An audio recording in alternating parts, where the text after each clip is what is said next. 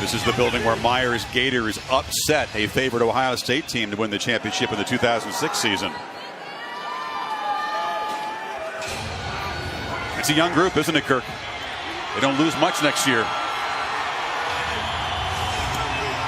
They came into this year the youngest team returning in the Power 5 with the least amount of experienced players and starters. This is the kind of moment what Urban Meyer came back to coaching for.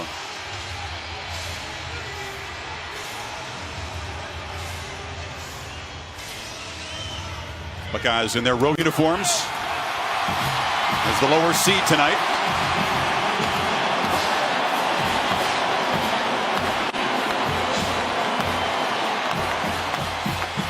But it won't feel like a road game. There is a lot of scarlet in this building.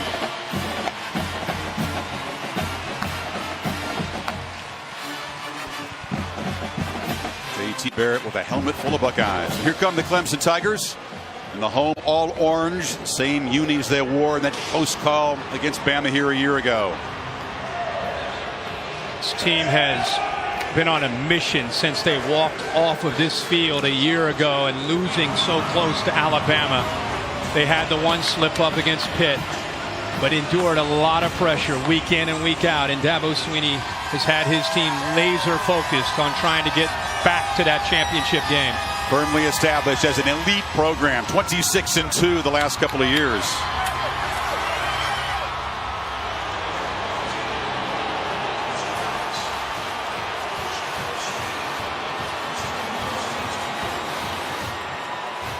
Tigers have thrived in the underdog role under Swinney.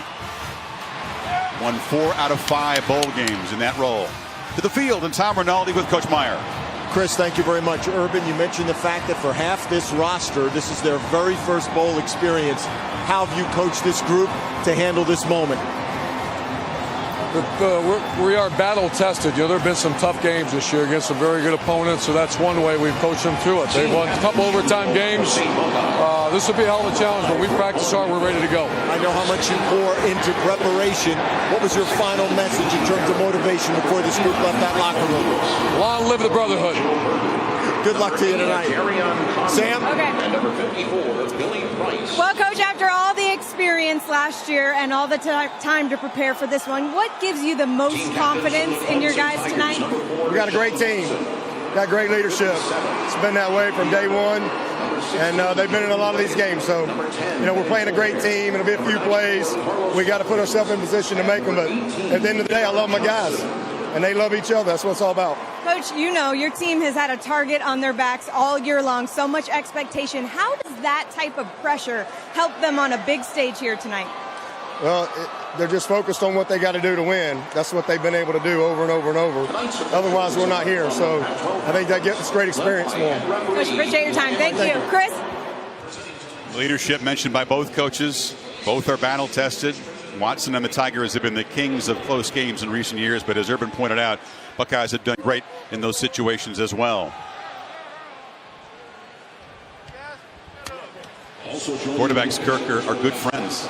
Watson and Barrett exchanged just one text message in the last month or so. We'll see in Arizona. Yeah, they have known each other since going back to playing high school football. Gentlemen, congratulations and welcome to the PlayStation Fiesta Bowl College Football Playoff Semifinals. We're going to flip this coin. Heads, tails. Captain, what is your call? Tails. The call is tails. And it is head. You won the toss. You'll defer? Clemson has won the toss and elected to defer. You're going to receive. Which way would you like to kick? Just that way?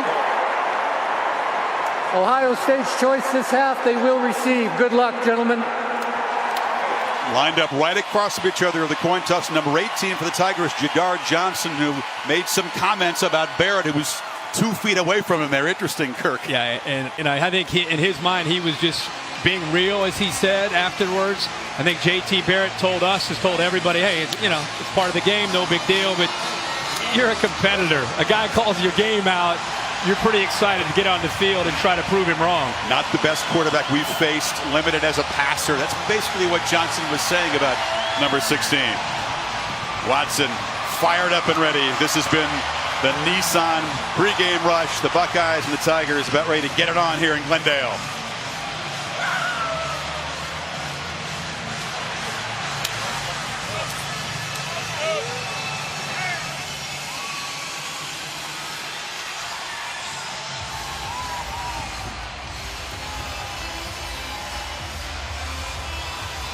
Only the third meeting between these two schools. The other two have been in bowl games. Both were classics, memorable for different reasons. Came right down to the wire. Both won by Clemson.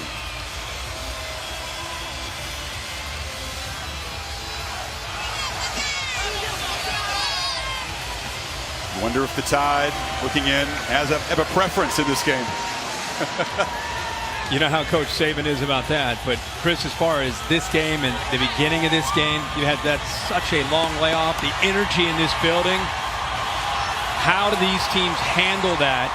Who's best prepared to deal with the emotional aspect of the game early? Clemson's kickoff coverage team was a weak spot a year ago. A touchdown allowed to Bama. It's been much improved this year, and Greg Hugel, the sophomore, has improved his kickoff length. Harris, Campbell, and KJ Hill deep for the Buckeyes.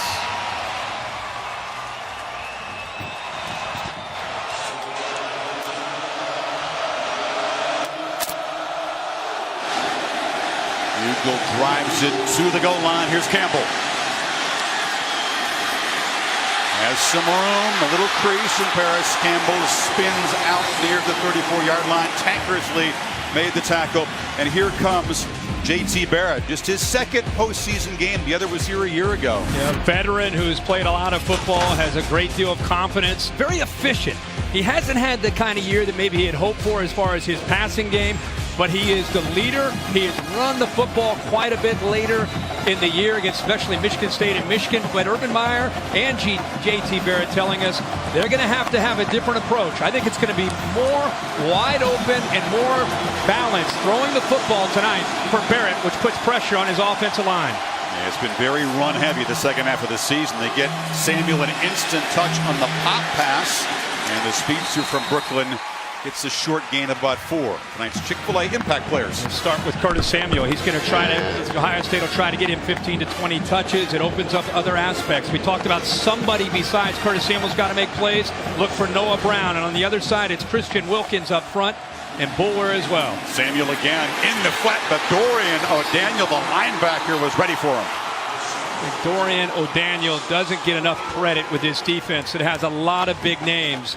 He is in that hybrid position where he's an outside linebacker, but because he is so fast and so athletic, they put him out on the slot because he can make plays in space just like that.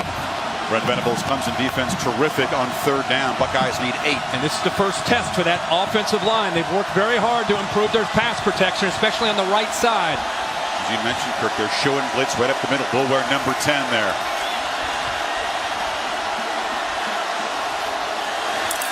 He drops back. Joseph comes. They pick him up. And Weber drops one in the flat. Would have had enough space for the first down. Instead, the Buckeyes go 3 and out. They were able to outflank Clemson. They were able to get to the outside. He's all alone.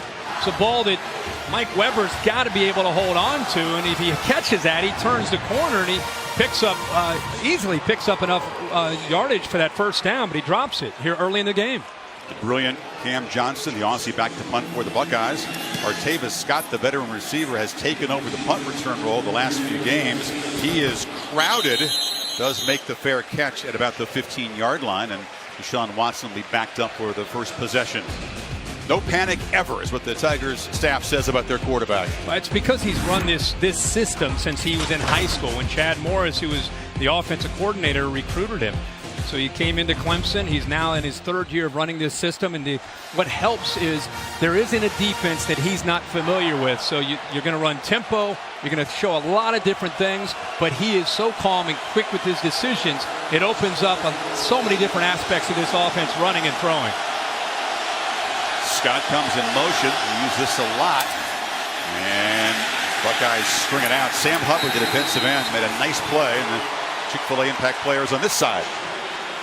Ohio State will be tested by the speed of this Clemson team. I think it's the matchups on the outside. We talked in the open. Mike Williams, the receiver, number 7. Jordan Leggett, the big tight end. When they get one-on-one, Raekwon McMillan, the heart and soul of the defense, and Marshawn Lattimore, number 2, who's at the top in one-on-one coverage, especially against Mike Williams. A motion Wayne Gallman out, empty backfield on 2nd and 9. Watson has lots of time and tries to get it to Williams. Intercepted by Gary and Conley along the sidelines. The receiver fell down, and the junior corner makes his 4th pick of the year. Well, that's been the one area that Deshaun Watson has struggled, is he really expects his players to be able to make plays. But watch how Gary and Conley is able to undercut that. He anticipated the route going out to the corner. Once he saw Williams, who we just talked about going out there, he's able to get his head turned around, locate the football, and go up and make the play. I think he makes that interception, even if Mike Williams does not slip. 20th pick for the Buckeyes. They're plus 17 in turnovers already, though. Footing an issue, and it has been in the past on this field. For the Buckeyes from the 33, Barrett.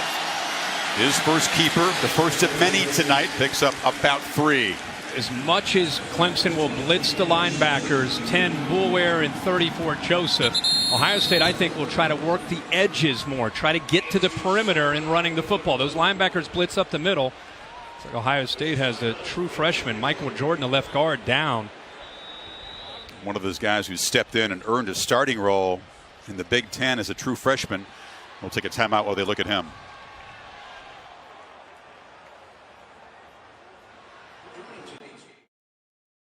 Now at Greatness Awaits, presented by PlayStation. We talked about Curtis Samuel, the only player in the FBS with 700 rushing and 800 receiving yards, almost 10 yards per touch in the first series. They tried to get the ball to him twice in different ways.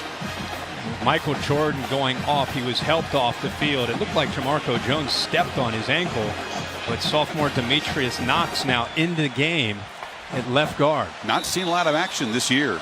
Put in a tough spot against a very good defensive line.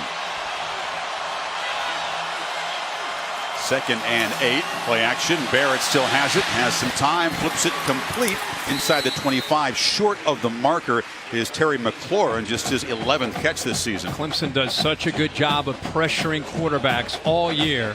They're 2nd in the country with 46 sacks. It's been sent. The message has been sent to get the ball out fast in this game. Well, they're playing fast, but Barrett is dropped by Cleveland Farrell for a loss on 3rd and 1. And remember, we just talked about Knox coming in. He's been on the sideline. Well, he better adjust to the speed of this game, because right across from him, there he is. He gets off the ball slow, and there's Farrell, who's played great this year as a freshman. Just the suddenness and quickness, I think, surprised Knox. And again, he wasn't even off the line of scrimmage. You're on the sideline early in the game. You got to keep your head in the game and be ready to go. Tyler Durbin, ultra reliable until he missed his first 2 attempts against Michigan. Finally made the 3rd one to force overtime, and this one is no good. From 47 yards, it drifted right, and that's an ominous sign, because Durbin's confidence is a little bit fragile right now, and the Buckeyes cannot cash in the interception of Watson. Yeah, that is a big win for the Clemson defense. Ball is deep in their own territory after the interception. Come up with a big play on 3rd down, forced a field goal, and Dabo Swinney is fired up.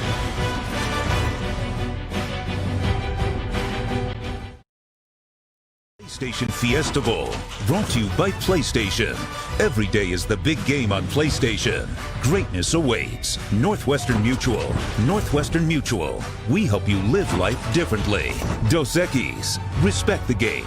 Don't drink more. Drink better. Enjoy responsibly. And Chevrolet. More 2016 J.D. Power Dependability Awards than any other brand. Approaching sunset in the desert. It was a soggy start to this day. Goodyear providing our aerial coverage, committed to honoring blimp-worthy athletes who demonstrate hard work on and off the field. Goodyear, official sponsor of the college football playoff.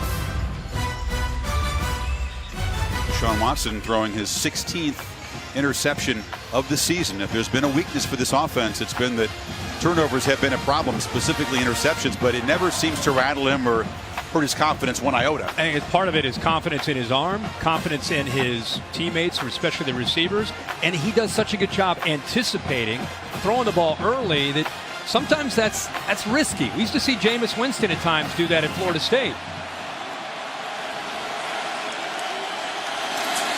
Hooker comes running into the backfield, blitzing from his safety position, and grabs Gallman for a loss, Kirk. Yeah, he timed that up very, very well. Part of their plan is to disguise and hide the blitzes, and it's exactly what Hooker did there. You get an athlete like that, a running start, look out. He comes off to the right here, the crowd reacting. The ball did come out. Let's see.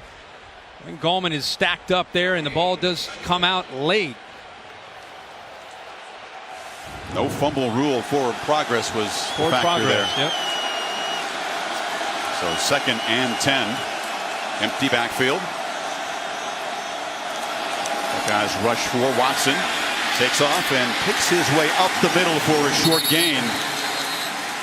The bigger the game, the more Deshaun typically runs the football. Yeah, I would expect him to run it 20 to 25 times tonight. When he runs the football, it seems to get their offense in sync. Ohio State, a lot of twists and movement from their defensive line, expecting more run from Watson. There's Tyquan Lewis. It's the rush men package. 4 athletic defensive ends in there for Ohio State.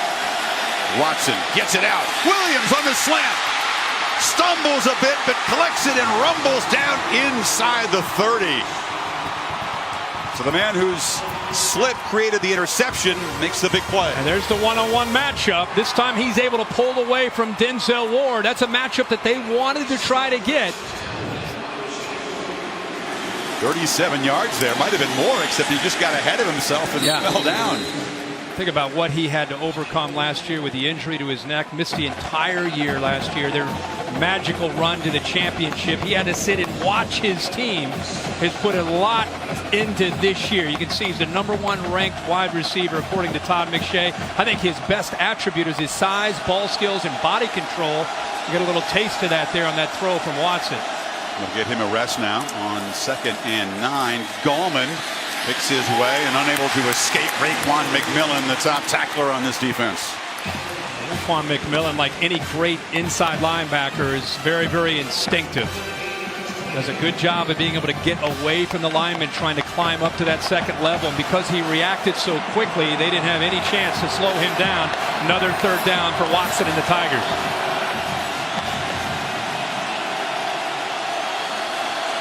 Again, man-to-man. In the pocket, Watson for Deion Kane, who kind of broke off the route, overthrown. Denzel Ward was in coverage. I think what I saw and Deshaun Watson saw is man-to-man at the line of scrimmage, but Ohio State, a little changeup. Watch him bail and drop to more of a zone, trying to confuse Watson, trying to confuse the wide receivers. Kane lost the ball, I think, kind of hesitated, and that cost him a chance to catch it. Deshaun says, come on, keep running. But there's confusion there with the coverage. You adjust your route depending if it's zone or man. Little miscommunication with Kane and Watson. Tigers turn to try a long field goal. Greg Hugel from 45. And he's able to drive it through. So Clemson draws first blood. 37-yard pitch and catch to Williams, the big play. 3-0.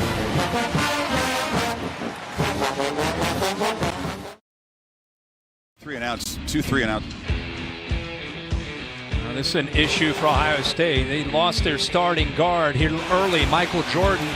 Knox, a sophomore, went in. That play, he didn't even get off the ball at the snap. Now, one thing we've seen is Jordan has been trying to work. They've retaped his right ankle where he's had that injury. It looks like his helmet is on, and he's in fact in that lineup with the rest of the linemen on the sideline, seeing if he's going to be able to try to give it a shot. But as soon as he went out, when you saw Demetrius Knox, who's, he's a young guy, step in there, you could see that that was a glaring concern for Urban Meyer and for J.T. Barrett and that Ohio State offense.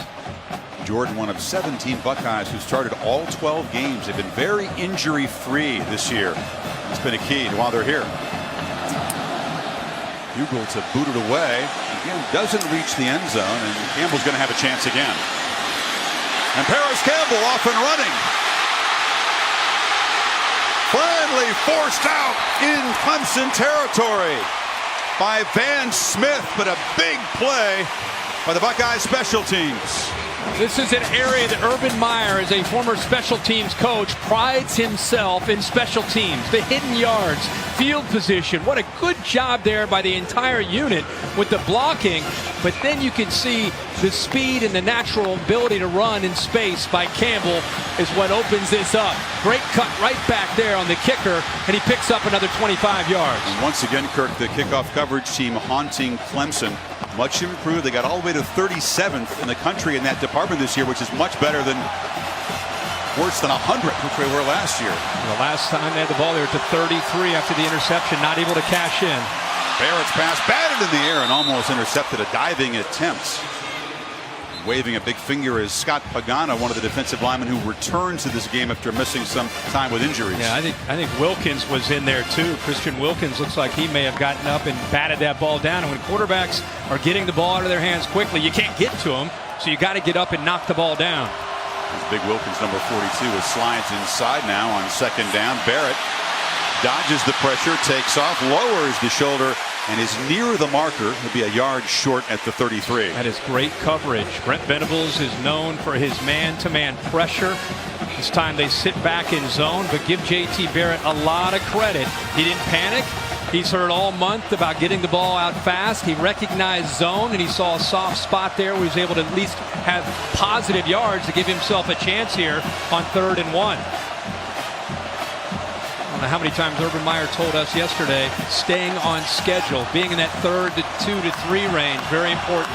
Buckeyes, one of the best teams in the country, is in 3rd and short, but there's a misfire on the right side of that offensive line. The right tackle looked like Isaiah Prince may have jumped. Prince, of course, keyed up coming into this game. He's been criticized. False start. Offense number 54. 5-yard penalty. 3rd down. Big sophomore's had lots of trouble in pass protection.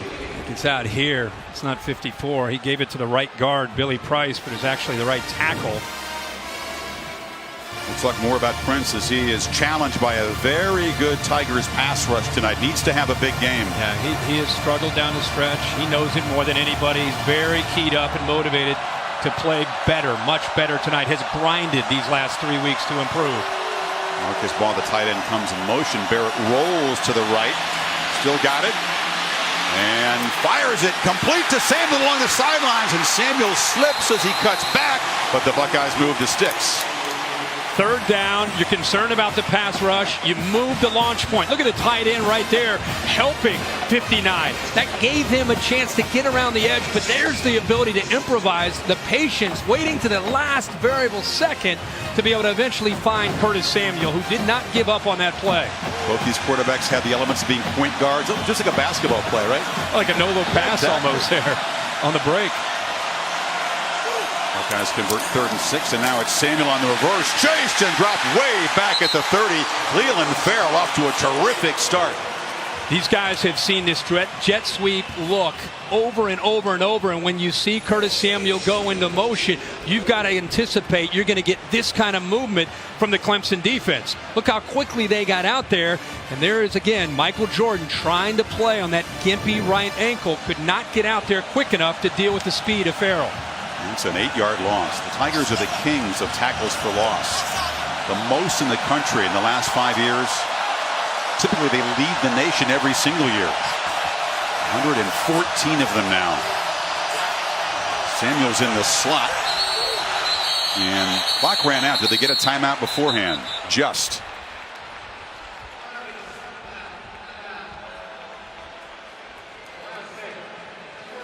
So the Buckeyes facing a 2nd and 18 when you come back to Glendale.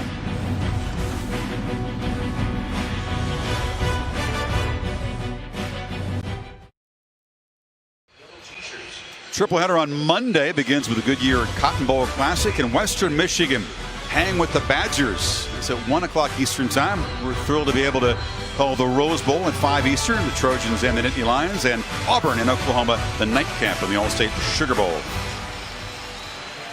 Demetrius Knox now back into the game at left guard. Jordan has tried and will now go back out of the game and work on his ankle.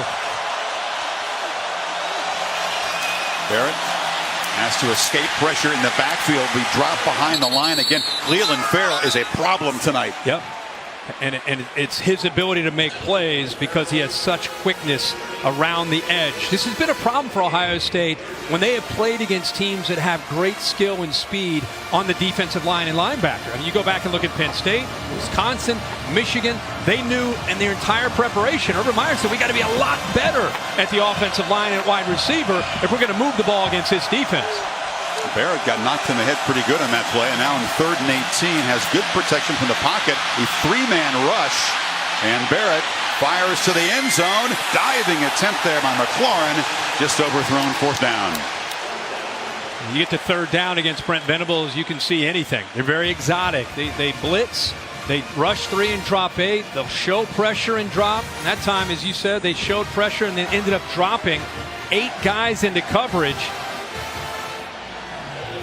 AT&T pylon cam shows you the feet got tangled there, but just too far for McLaurin. And now Tyler Durbin, who missed wide right barely in his first attempt from 47, tries from 47 again, overcorrects and hooks this one wide left.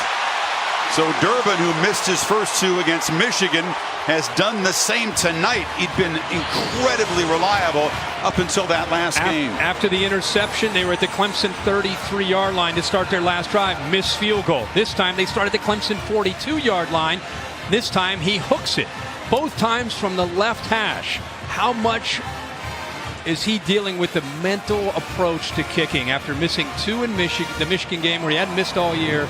And then he misses 2 here to start this game. Former soccer player James Madison. This is his first season playing football. So remember that. He didn't have a lot of experience feeling what it's like to miss a field goal, have to bounce back from that. Clemson takes over, and Gallman runs right into heavy traffic and his body slammed backward. Samantha. Chris, coaches from Clemson really challenging their offensive line during that last drive, saying you've got to do a better job of paying attention and paying attention to your gap in particular. You have to give Deshaun more time. Deshaun told me that's where the adversity would come in this game because he can barely read anything pre-snap. Everything looks the same. Time is of the essence once the ball is snapped. That's right, Sam. That's the challenge of playing Ohio State. It all looks the same until the ball is snapped, and then things get interesting. But over the middle, Renfro has a little pocket, and the slot receiver makes the catch out near the 45. And there's a great job of recognizing the blitz from 35. Worley on the slot receiver, Renfro. Just a quick side adjust, get the ball out of the hands. It's very difficult with those late blitzes to fool Deshaun Watson. But you've got to do something. You can't sit in the same coverage play after play. Watson's second completion, 2 for 4 with that interception. Deshaun again looks right, fires for Williams, and a one-on-one battle. That time won by the all-world wide receiver as he beat Denzel Ward down to the Buckeyes 30. Second time he's beaten Ward. Remember, Williams at 6'3". Watch how he finds the football and adjusts to it up and high points the ball over top of Ward, who's 5'10". And a great throw from the quarterback, Watson, who seems to be getting into a rhythm. Scott cuts it back, still runs and barrels forward for 500-yard games for this big, tall, strong guy. 6'3", former basketball player. I think playing basketball helps him so much with his body control and his ball skills. And when you're 5'10" and you're dealing with a 6'3" Mike Williams who can go up and time up his leaps, it makes it very, very tough. He's been the top red zone receiver in the country. That'll give him confidence, Kirk, if they get down in there. They can trust number 7 in those matchups. Yes, absolutely. Marshawn Lattimore, number 2 for Ohio State, is now out of the game. Top corner on the Ohio State defense. That is the last guy you want to see as they massage that left calf. If you're Ohio State, he has been a key part of this defense. Talked about his draft stock, how high it is. In fact, it's 6'1", 192 pounds. There was some thought that he might shadow and just follow Mike Williams because of his size and skills.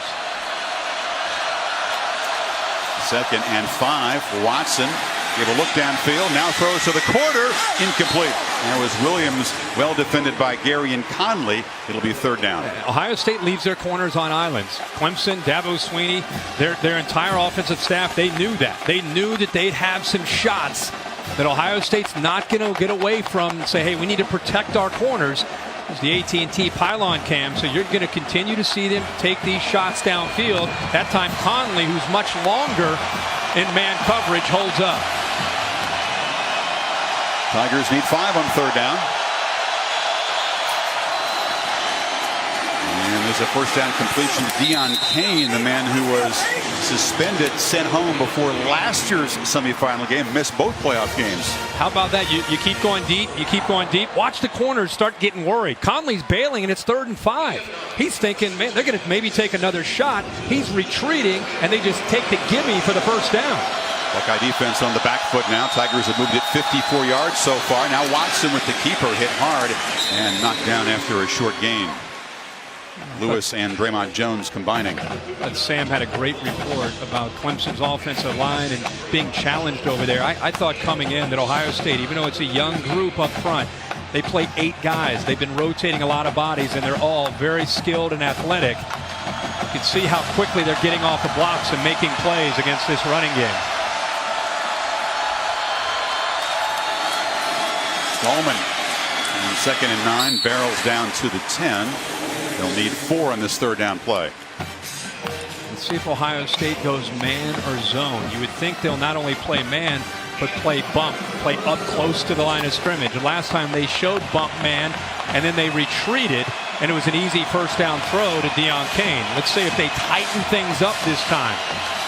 Got Mike Williams off to the left here of Deshaun Watson, up against Conley, number 8. And Ohio State without their top cover corner in Lattimore trying to get organized on defense. Renfro comes in motion. Buckeyes show pressure. They pick it up, and Watson in the flat to Renfro, who dives for the pylon. He will be spotted just short. Officials want to have a conversation. How about the call here to roll away from the pressure? He definitely steps out of bounds, but rolling away from the pressure that Ohio State could bring there on third down. They're spotting the ball at the 1. He stepped out farther back looks than like that. he was at about the 3 yard line. See if they buzz down and change it. If the Tigers can play quickly, 1st and goal. Watson keeps it and scores, standing up, and says, "Hush, Ohio State band." Impressive drive, running and throwing for the Tigers. 9 plays, 69 yards to stretch the lead. And converting on third down, challenging Ohio State in so many different ways. Getting the ball thrown downfield, getting the ball thrown out to the flat at third down, kind of a rub route there to get Renfro open in the flat.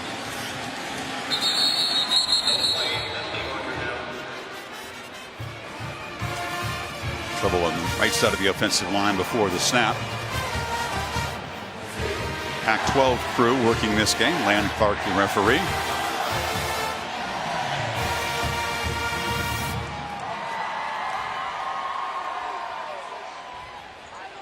Watson never rattled by his mistakes, and he threw the pick early. Bounces right back as you'd expect he would. Offside with contact. Defense number 59. That penalty will be enforced half the distance of the goal. Try for point. So it was Tyquan Lewis who came across.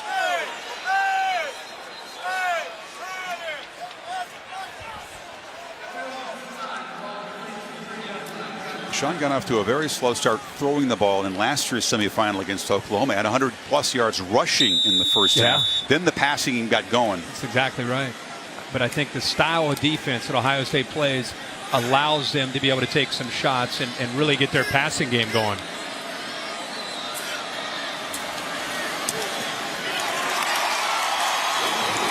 And the Buckeyes, with some trouble up front, find themselves down 10-0 now. Watch this rub route right here. Right here you see Scott taking the corner, Arnett with him. He's locked up. Arnett's coming over to make the tackle, but he couldn't get over to stay in coverage because of that design play, and then it sets him up here inside that 1 yard line. You mentioned that maybe they might buzz down. It looked like he was more out of bounds at the 3 yard line, but they did not buzz down.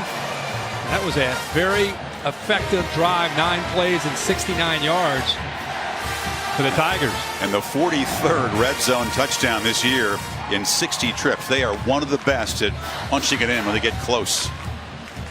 That has a lot to do with number 4. Oh, yeah. And he's got lots of options down there, doesn't he? You know, when they've had problems this year, it's been turnovers in not cashing in the red zone. They've had to settle for some field goals, and ultimately that's kind of kept them off the putting bigger numbers up on the scoreboard. That's a great point. They have a great touchdown percentage, but they also have 6 red zone turnovers, which is a bunch. Look at the NC State game, the Pitt game, the Louisville game. There are some moments where there's one way to slow them down. It's kind of squeezing them in that red zone area.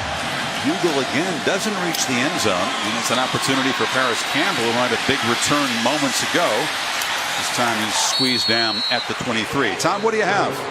You talk about not cashing in with scoring opportunities, Chris. We've each spoken to Tyler Durbin out by his lonesome. No one really talking to him right now. He missed those 2 field goals after such a good start to the season against Michigan. A key point, J.T. Parrott coming up to him in the second half of that game, telling him, we're going to need you, we're going to count on you. You will come through for us. He ultimately did. No one in his ear right now. A long way to go, but keep an eye on the mental state of Tyler Durbin, an important player for the Buckeyes going forward. There is Michael Jordan, the freshman left guard for the Buckeyes, walking to the locker room. Down 10 now. Barrett hands it off to Samuel, who bounces but is surrounded by a bunch of orange jerseys and dropped for a short gain. They are really struggling on 1st and 10. Coming into that last first down play that we just saw, their last 4 first downs have been negative 2 yards. Putting them in a lot of second and long. It makes it tough. From the pocket, a lot of time to throw, and a slant there to Benjamin Victor, the true freshman, just his 4th catch this year. How about the offensive line that time? Against that pass rush this time, they give Barrett a lot of time, which he needed, and there's a late crossing route by the true freshman Victor for a big gain for Ohio State. And it was a rare poor snap by the All-American center Alphon. He did a good job to coolly scoop it up and make the play.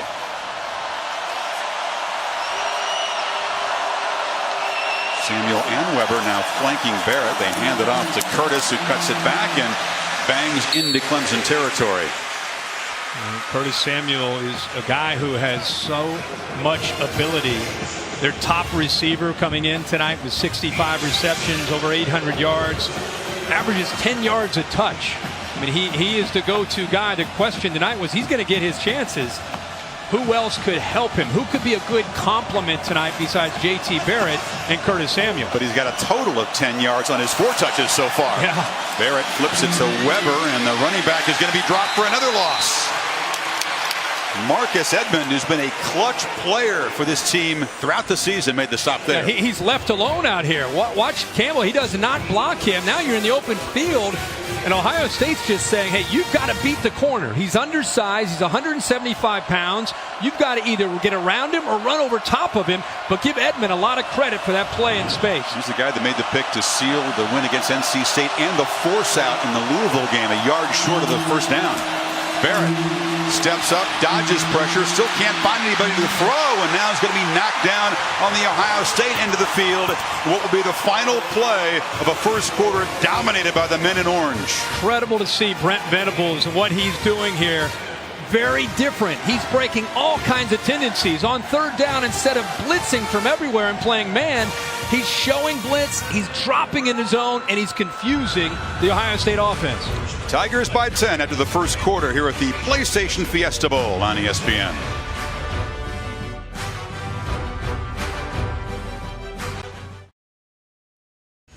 And welcome back to the College Football Playoffs semifinal at the PlayStation Fiesta Bowl. Beginning of the second quarter, it's Clemson 10-0. Talked about his 3rd down. Every video you watch of Clemson, there's blitzes from these 2 linebackers. This time they bring one, they drop the other, and they also drop another defensive end. So they're playing a lot more zone than they normally would. Look into that secondary. See, J.T. Barrett, they've talked a lot about he's holding on to the ball too long. And it's been a lot of times it's because receivers aren't getting separation. Urban Meyer is frustrated because now it's not necessarily about getting separation. It's about zone and change-ups from that Clemson defense, creating some confusion. Meyer told us yesterday how difficult Clemson's defense is to figure out because you can't really figure what's their base. They don't have a lot of strong tendencies. Johnston with the backspin, and the fair catch made at the 11-yard line by Scott.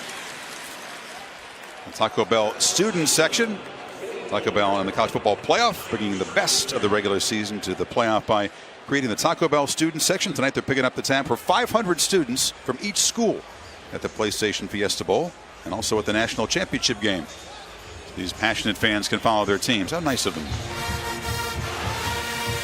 A little, some grim faces there in the Ohio State section. Remember the last time Ohio State played it, you and I called the Michigan game, and it kind of had this kind of feel, and then you had the big interception by Hooker in a similar area on the field, and it kind of changed some of the momentum around. They need something like that to be able to get them back into this game, because right now it's a one-sided game favoring Clemson. Renfro on the little screen gets a couple blocks and gets a great gain. Yeah, this is the challenge of defending Clemson. They're going to take shots downfield, they're going to run the ball, and then they're going to keep you honest by throwing the ball out to the sideline. They stretch you every way imaginable. Marshawn Lattimore back in the game and matched up near side against Kane. Watson's looking to the right. Again, they throw a little short pass with a couple lead blockers to Ray McLeod. Near the marker. Kind of an extension of their running game. And again, it's not just about trying to pick up yards. It's about making the safeties and the linebackers be aware that if you don't respect that outside play, we're going to keep going to it. And what that does is it sets up other aspects of their offense, especially the inside run game. Need a yard on third down. Tigers 3 of 4 so far on third.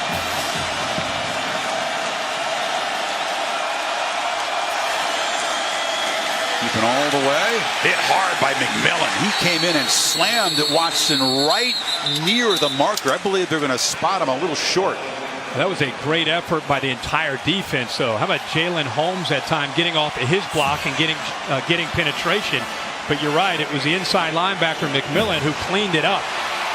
Does he read the quarterback's eyes as well as any middlebacker in the world? Yeah, he really does. I mean, you know, his schools, I remember seeing him one time. We were at a Clemson game. He was a senior in high school.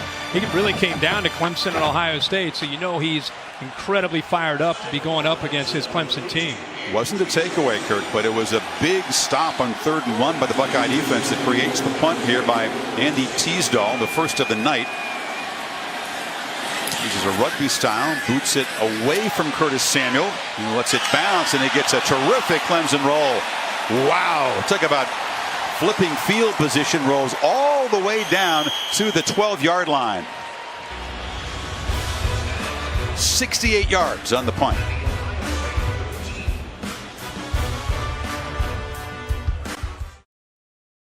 TNT Inside Access showing you the unique field here in Glendale. It's grown outdoors, and then they rolled it in on Wednesday. It moves at 13 feet per minute. Takes a little bit over an hour to roll inside. This is the 3rd game played on this field. A couple of Cardinals games. Already there have been a couple of slips. But that punt that Samuel Kirk could not field bounced all the way down to the 13. I think he misjudged it. It cost him 22 yards. If he catches that ball on a fair catch, instead it bounces deep into their own territory. More troubles up front for Ohio State. It's a misfire from Demetrius Knox, has been forced into duty with the starting left guard Michael Jordan hurt. Illegal snap. Offense number 65. A 5-yard penalty. Still first down. Well, they target the All-American center Elfline. Urban Meyer and Ed Warner got to come up with something. It's tougher when you're obviously backed inside your own 10-yard line. They have run 17 plays so far in this game. 10 plays, 1 yard or less gained by the Buckeyes. Weber, who averages about 15 carries per game and rushed for 1,000 yards, gets 6 yards a carry, hasn't touched it yet tonight.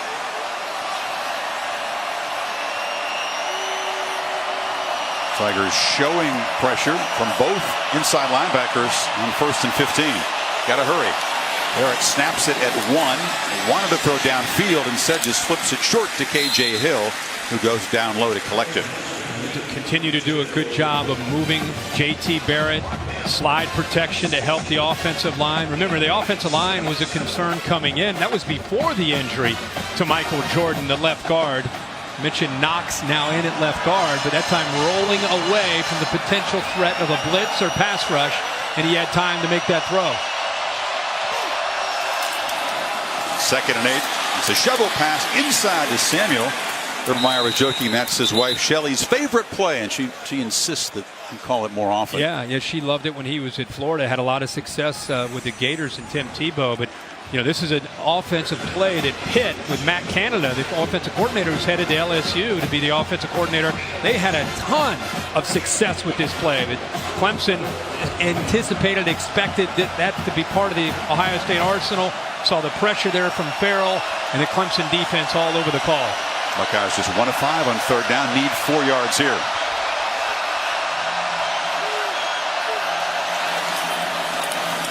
Four-man rush. Barrett.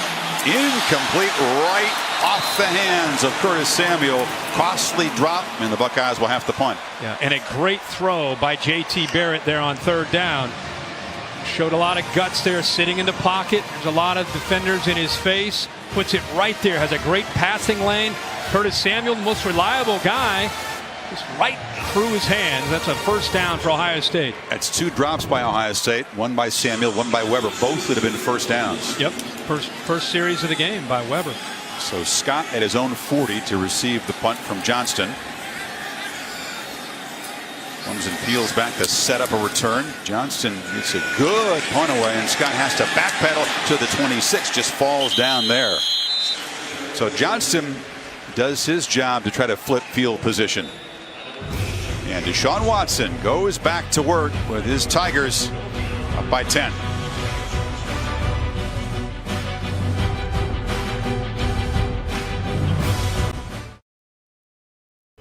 Brought to you by AT&T. Get your entertainment and sports your way from AT&T. Honda. And Taco Bell's $1 double stack tacos. Silver spaceship out here about a half-hour west of Phoenix. Goodyear bringing you the aerial coverage, watching over the hard work and determination of the athletes for more than 60 years. Goodyear, official sponsor of the college football playoff.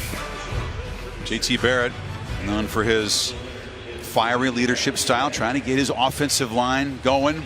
Protection, blocking up front, certainly been a problem against an athletic defensive front.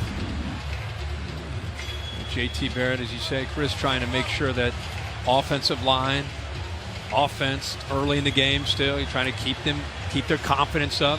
Big part of his game, the intangibles. 2 quarterbacks who are friends, as we said, different leadership styles. J.T. brings it a little harder, more forceful. Deshaun leads with his calm, his poised presence out there. Something that his team takes its cue from.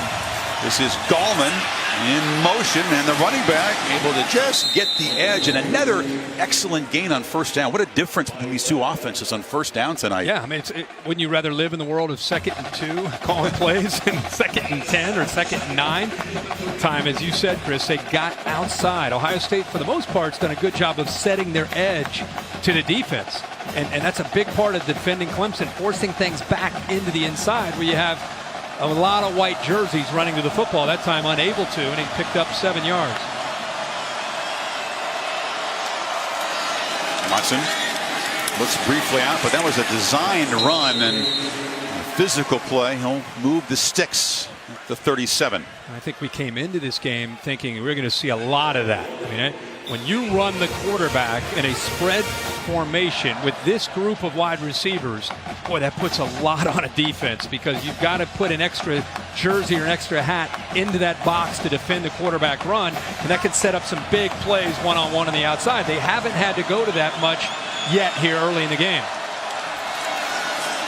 Watson flips it to Scott, who juggled it briefly but gets a block on the edge from Williams, and another excellent first down gain.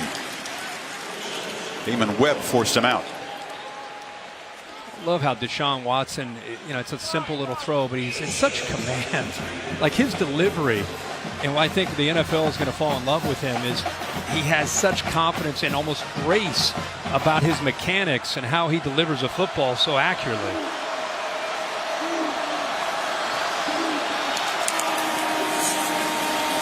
Handoff around the end to McLeod.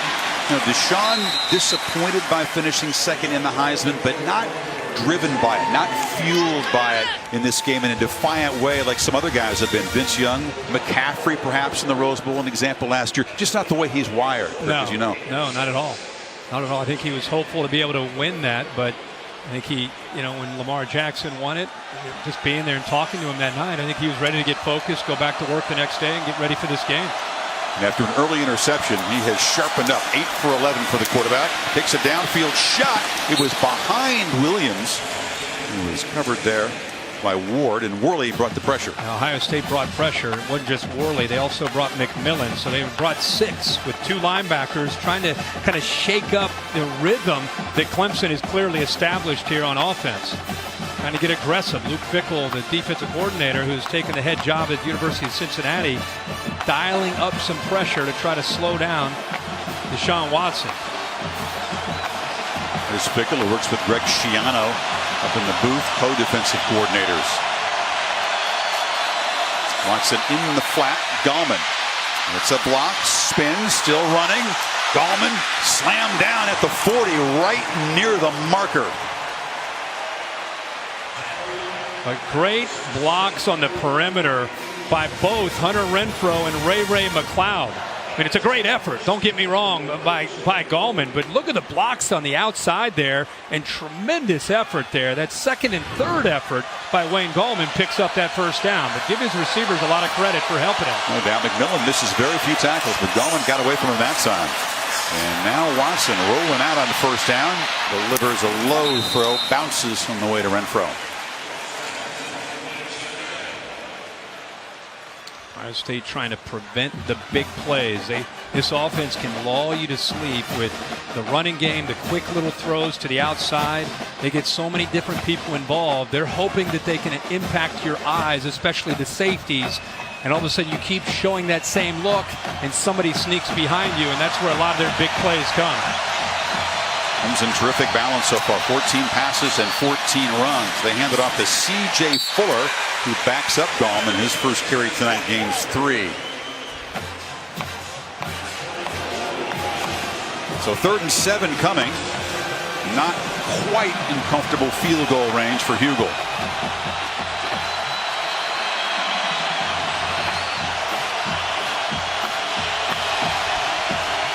We have not called Jordan Leggett's name a lot tonight, the big tight end who's in motion right here. Watson rolls, looking downfield for Renfrow. Intercepted. Malik Hooker, the All-American safety, with his 4th of the season and the 2nd pick of Deshaun tonight. Boy, the range that Malik Hooker has is as good as any safety in the country. He just sits back and plays center field, reads the eyes of the quarterback, but to see how far he came to make that play, tremendous effort by Hooker, who comes up with his 7th interception on the year. Hooker, of course, had that pick 6 right in front of LeBron James, who is his all-time sports idol. That was a feel-good moment for him.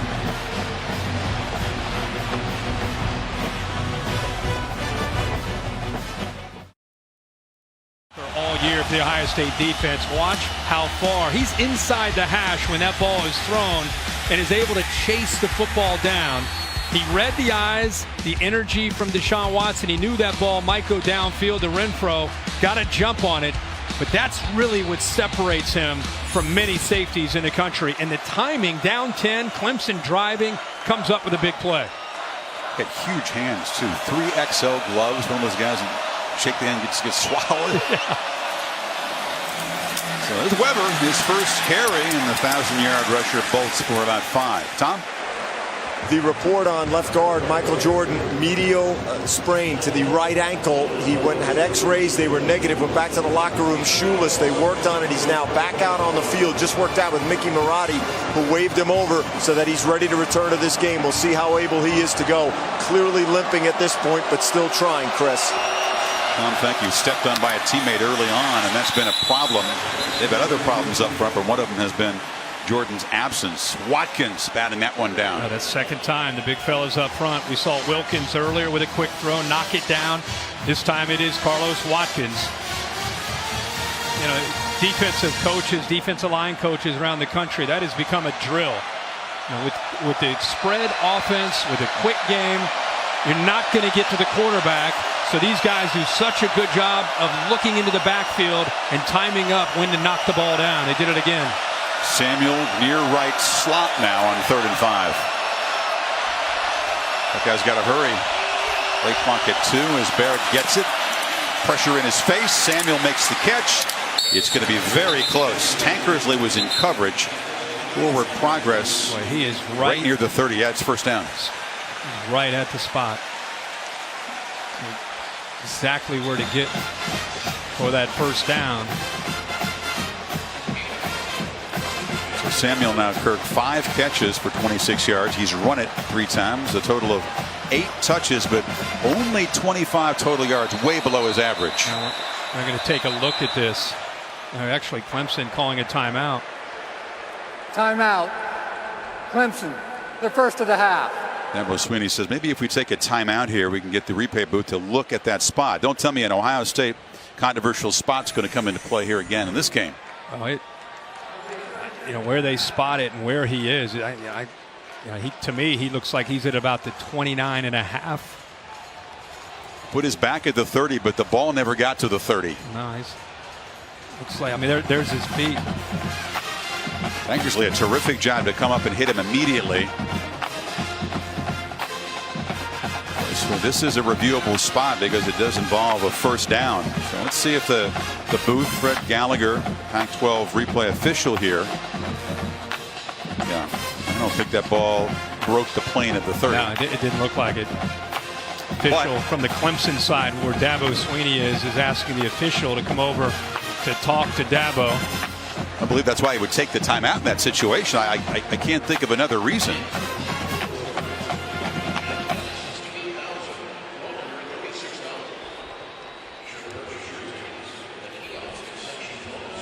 He's being told by his guys up in the booth that Clemson coaches are just off to our right. Ohio State coaches to the left. I think they were pretty convinced that our replay showed that that ball was not across the 30. But, and it's crowded, by the way, on both sides. Ohio State right over here. Greg Schiano down there in the front row with the glasses. They're going to give him the first down. Okay. Michigan fans are hollering.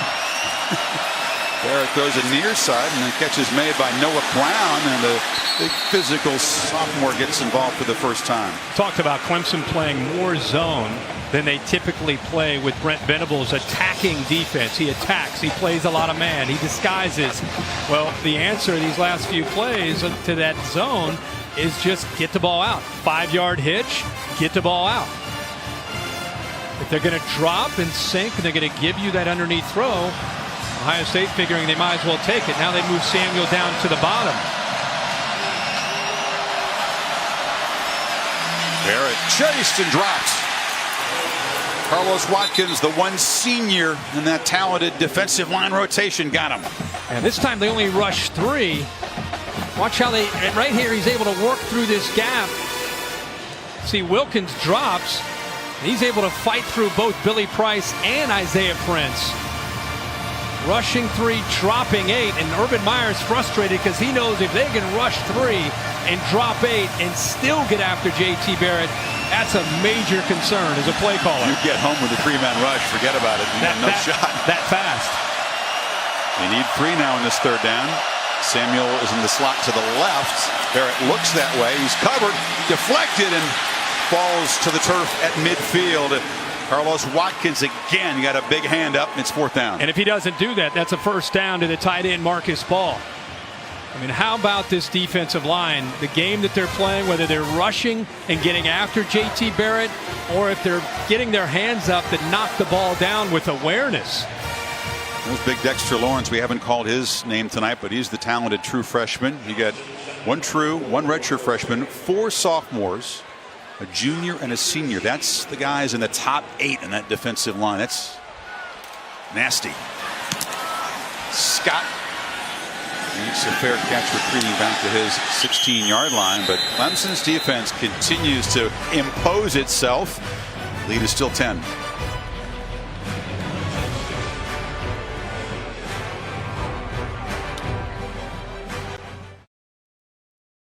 Five years top programs. Clemson can reclaim the number 4 spot. Florida State jumped over them by 1,000th of a point by beating Michigan last night in the Orange Bowl to ACC powers. Alabama number 3. 64-6. And number 2, I should say. And there's Urban Meyer, 61-5.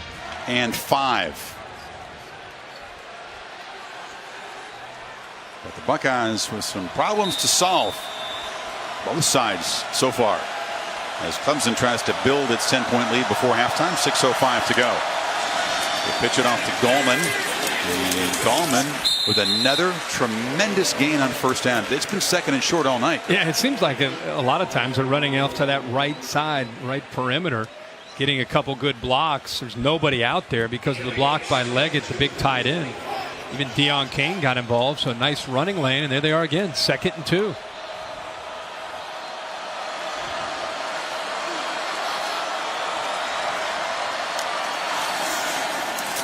Gallman hit immediately and knocked down hard by McMillan. Yeah, Raekwon McMillan is having a game in the middle. And to be able to defend their inside run game against Gallman and also Watson, you need your middle linebacker to be able to jump it and get up into the backfield, just coming downhill in a hurry before those linemen have a chance to get up to you. And he has done that numerous times here tonight, having a big game for Ohio State's defense. Made a big stop on the last 3rd and short. Tigers need 2. Needs Gallman in the backfield. And Renfro in motion. Deshaun looks for Renfro, and the little guy makes a catch and a first down across the 35. He was the star in a loss to Bama last year. A couple of touchdown catches in that game. What did I say to Greg Schiano about how do you stop the quick slant? Because on 3rd and 3 to 5, you've looked at it for 4 weeks. It's coming. And here's one of the first 3rd and 3 to 5s that we've seen, and there it is. A lot of times it's Mike Williams. This time he gets to the inside with a great route from Renfro. Gallman. Nowhere to run, slipped down. Draymond Jones was there. Renfro with 3 touchdown catches in last year's 2 playoff games. Nobody's got more in the brief history of the playoff. He had a coming out game against the Bama defense last year. I think surprised a lot of people with those 2 touchdown receptions. Broken bone in his hand. He missed about 4 games this year. Put a screw in it, part of the surgery, and he's helped this offense. It's a different offense when you get the reliable slot guy in there. This time Watson fakes the pitch and cuts it back to the left, and Watson with some room. Still sliding free, still running. Deshaun Watson finally will retreat out of bounds all the way at the Ohio State 33. His first big play as a runner tonight. Yeah, they go quarterback counter. Great block there by the right tackle. Actually, the tight end gets out there in the right guard. Morris, the tight end, Leggett with a great block. And when you give him enough room to be able to get out in the open field, he has such acceleration. He's able to run away from the defense, and a huge gain for this Clemson offense. He had been contained as a runner until that one. 33 yards. Moves it to the 33. Slow developing counter, and he waits, shows patience, and then explodes through that hole. Renfro, another catch, cuts it back, gets away. A flag comes in as Renfro is knocked down at the 15. That was a flag where receivers were blocking. Yeah, Artavis Scott on the hold. Like Gary and Conley was trying to get to the football. Holding. Offense number 3. A 10-yard penalty. Play. First down. It goes on Scott. Does a good job initially when he's blocking, but it continues to work because of Conley's effort, and then he grabs the jersey. Great move, by the way, by Renfro on Webb, and there's the hold. You can't make it that obvious. No.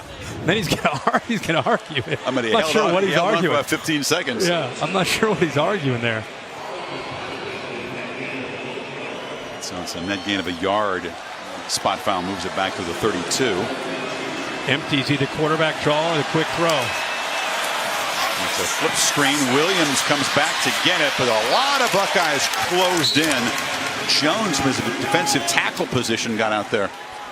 Yeah, they go back into the boundary where there's not a lot of room. It's an unusual play. It is. It is. I mean, you're hoping to kind of find a quick crease and get upfield, but the timing of that better be perfect. Fuller is the back. And 2nd and 7.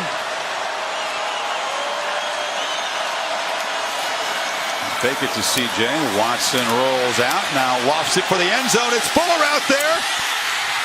Touchdown! The lethal wheel route. And the Tigers stretch the lead.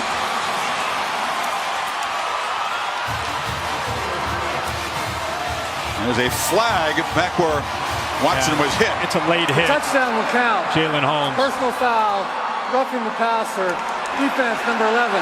That 15-yard penalty will be enforced on the kickoff. Wheel routes are a nightmare to defend, aren't they? Well, especially when the quarterback rolls out to his right, and then they throw all the way back to the left. How about the focus and the effort there by Fuller to make that catch? Baker interfered with him, Yeah, really. I mean, you could definitely make a case for pass interference, but he caught the football. That's a touchdown. But what we're not seeing is how they rolled to the right, and Baker had to play catch up to be able to catch up to Fuller to even have a chance. Second touchdown reception by Fuller this year.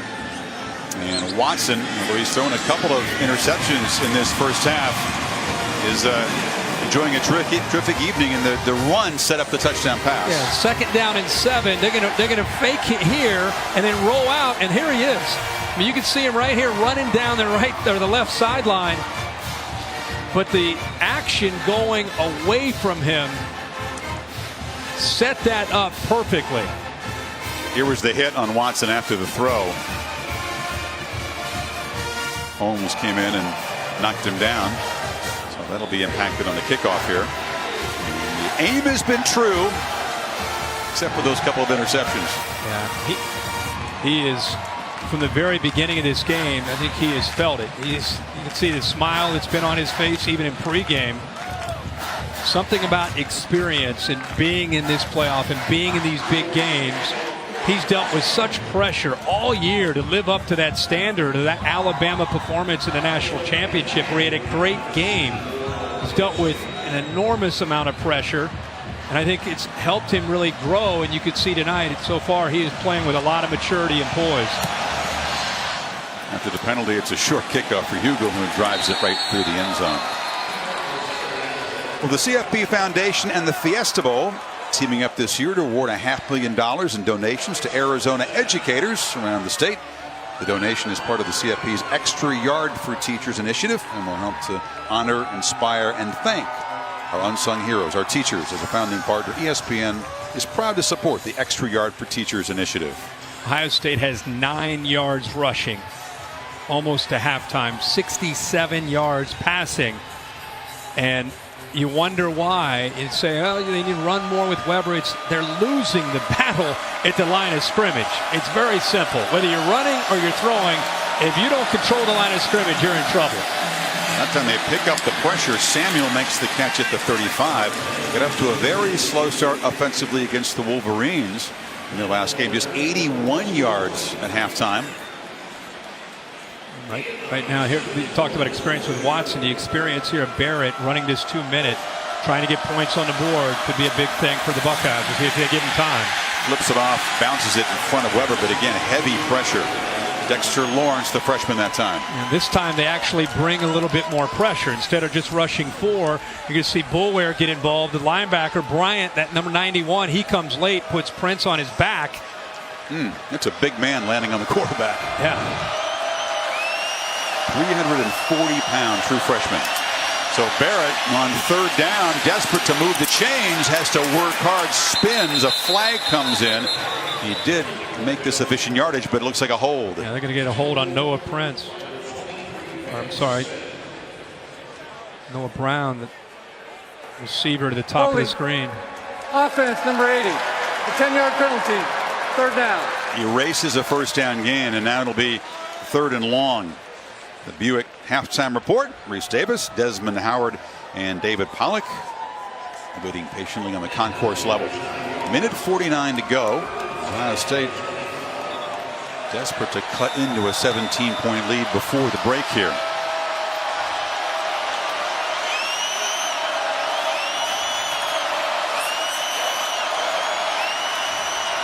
He's 11 now after the penalty. Option look, shovel pass. Samuel almost dropped the ball. And that blew up the timing as Bulware was there to knock number 4 down. They have been well schooled the last few weeks. Yeah, I mean, and a lot of it has to do with, you look at an entire season and you see where's the Achilles heel? Where have they had some problems? And one of the spots that showed up had to be the shovel pass that some teams have hit, especially as we said earlier, Pitt. So they have that, as you say, well schooled and well prepared to be able to stop that play. Ben Bulwer, who comes from just down the road, Clemson. Scott with a fair catch. Not highly recruited, but he has made himself through will and heart and great instincts into an All-American linebacker. It's been amazing to watch him grow, and not just making plays as a linebacker. By the way, he times up his blitzes as well as anybody, but it's also just how he keeps the team together. If Deshaun Watson's the leader of the team in the offense, Ben Bulwer means the same thing. You can see him right there to the defense. Fired up. He's not afraid with that big beard there to upset, to make his teammates mad, demanding that they give extra work, and they do it because they respect him. He did it this week again. You can say no to that guy, that intensity? Plays with his hair on fire, says Venables. He's got a lot of hair. Watson now trying to build this lead. Throws it to Williams, incomplete.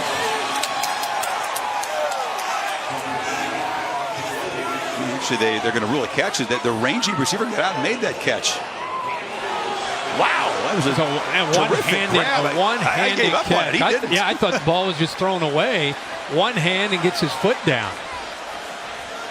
So they get 4 yards inside of a minute to go. Watson flips it off. Fuller again, and he barrels to the 35. Now let's see if they have some urgency here. They have 2 timeouts. Yeah, I mean, you've got 2 timeouts, and you got a quarterback that can move the football pretty quickly with this up-tempo approach. They don't spend one, so inside of 40 seconds. Buckeyes rush only 3. Watson fires way over the head of Williams, who slipped again. Hooker had a chance. 33 seconds to go. An aggressive approach from Dabo Swinney shows the confidence that he has in his quarterback and his team. Clemson deferred the coin toss, so they will get the ball to start the second half, but still trying to see if they can try to steal a few more points, maybe a field goal here before the half. A lot of coaches up 17 getting the ball to begin the third quarter will just sit on this. Not Swinney at this point. Watson stepping up, flips it to Scott. Scott cuts back. They'll have to spend a timeout now as he's dropped at the 44 with 26 seconds before halftime. So total yards in this game, 275 to 90. Of course, in favor of Clemson. They've overcome the 2 interceptions by Watson. Alabama awaits the winner of this game. Bo Scarborough, the young running back, had a breakout performance as they beat the Pac-12 champions by 17. Yeah, Alabama, very, very businesslike defensively. I think the offense with Scarborough, they really helped. But I think the pick 6 in that game seemed to really be a momentum changer, and I think it gave Alabama everything that they needed to be in control of that game. And now here we are with Clemson talking about being in control, 17-0. It feels even worse than that because of the Ohio State offense right now. They can't run the football, not able to get their throwing game going, and Clemson right now has a ton of confidence, I think, on both sides of the football getting ready to go in at half. And Tyler Durbin, the kicker for Ohio State, missing a couple of field goal attempts, 2 narrow misses. That seemed to really deflate this team. They were not able to come up with points after the early interception of Watson. 26 seconds. It's a 3rd and 1 play. And Deshaun's pass is broken up and batted down. That was Jerome Baker charging in there, so now it's 4th down. You bring up a good point. Ohio State with an interception in plus territory. In fact, starting a drive at the Clemson 33. They missed the field goal. They were at the plus 42 after a huge return on a kickoff from Paris Campbell. They end up missing another field goal. So both not just missing the field goals, but having such big opportunities to start a drive in plus territory, and you come away with nothing. Any trickery from Teasdall here? He's got a history of fakes in postseason games.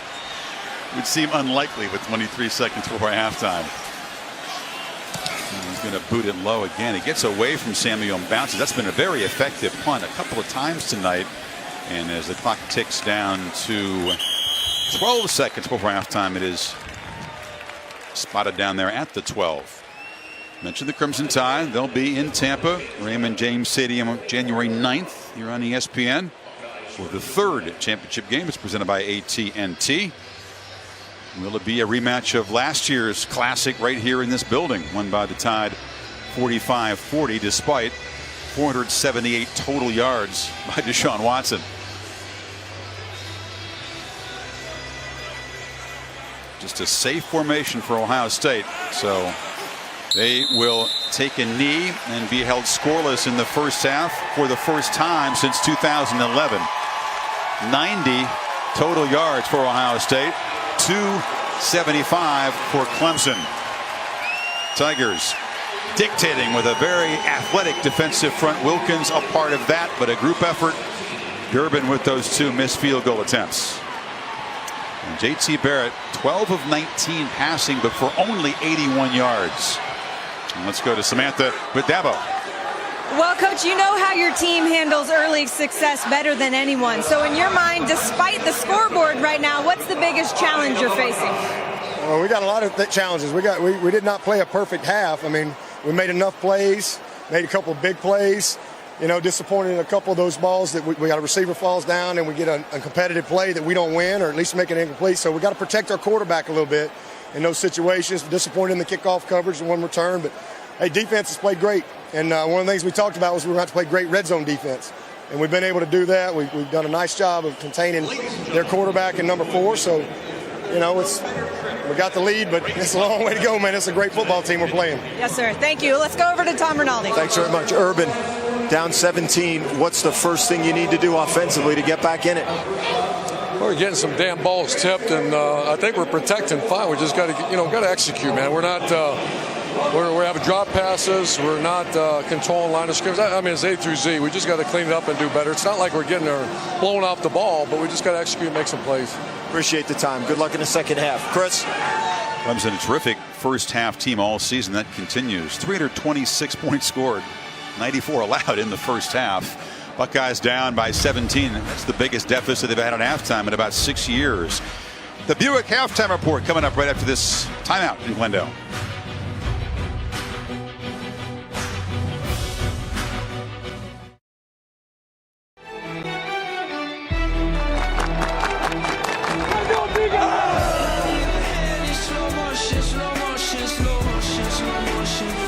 Watson scores but says hush, Ohio State. Intercepted. Malik Hooker. Touchdown. And the Tigers stretch the lead.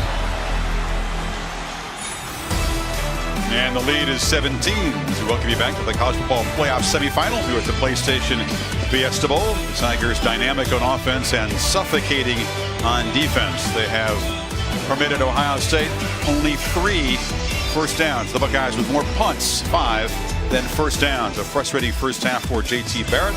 There have been some drops. There have been some problems blocking up front, Kirk. So where does Ohio State begin to try to solve some of the problems the Tigers are presenting? Well, I think the first thing is Clemson starts the second half with a football, and Ohio State, I'm sure, at halftime with Urban Meyer and Luke Fickell, Greg Schiano, they're challenging these guys to go out and try to get the ball back, try to get a turnover. They've already intercepted him twice, not able to cash in. And offensively, man, they've got to find some kind of rhythm running the football to maybe set up some of the pass. But right now, we've not seen them run the ball 8 yards rushing in the entire first half. That can't continue if Ohio State wants to try to have balance. Urban Meyer talked all month about balance, not being one-dimensional. They've been obviously one-dimensional in that first half. Tigers defense that invades the backfield better than anybody. They do give up a lot of yards.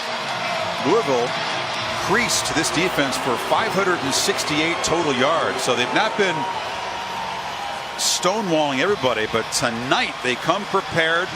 A terrific game plan. Ohio State executing poorly on offense. And now Durbin to kick it away. Tavis Scott.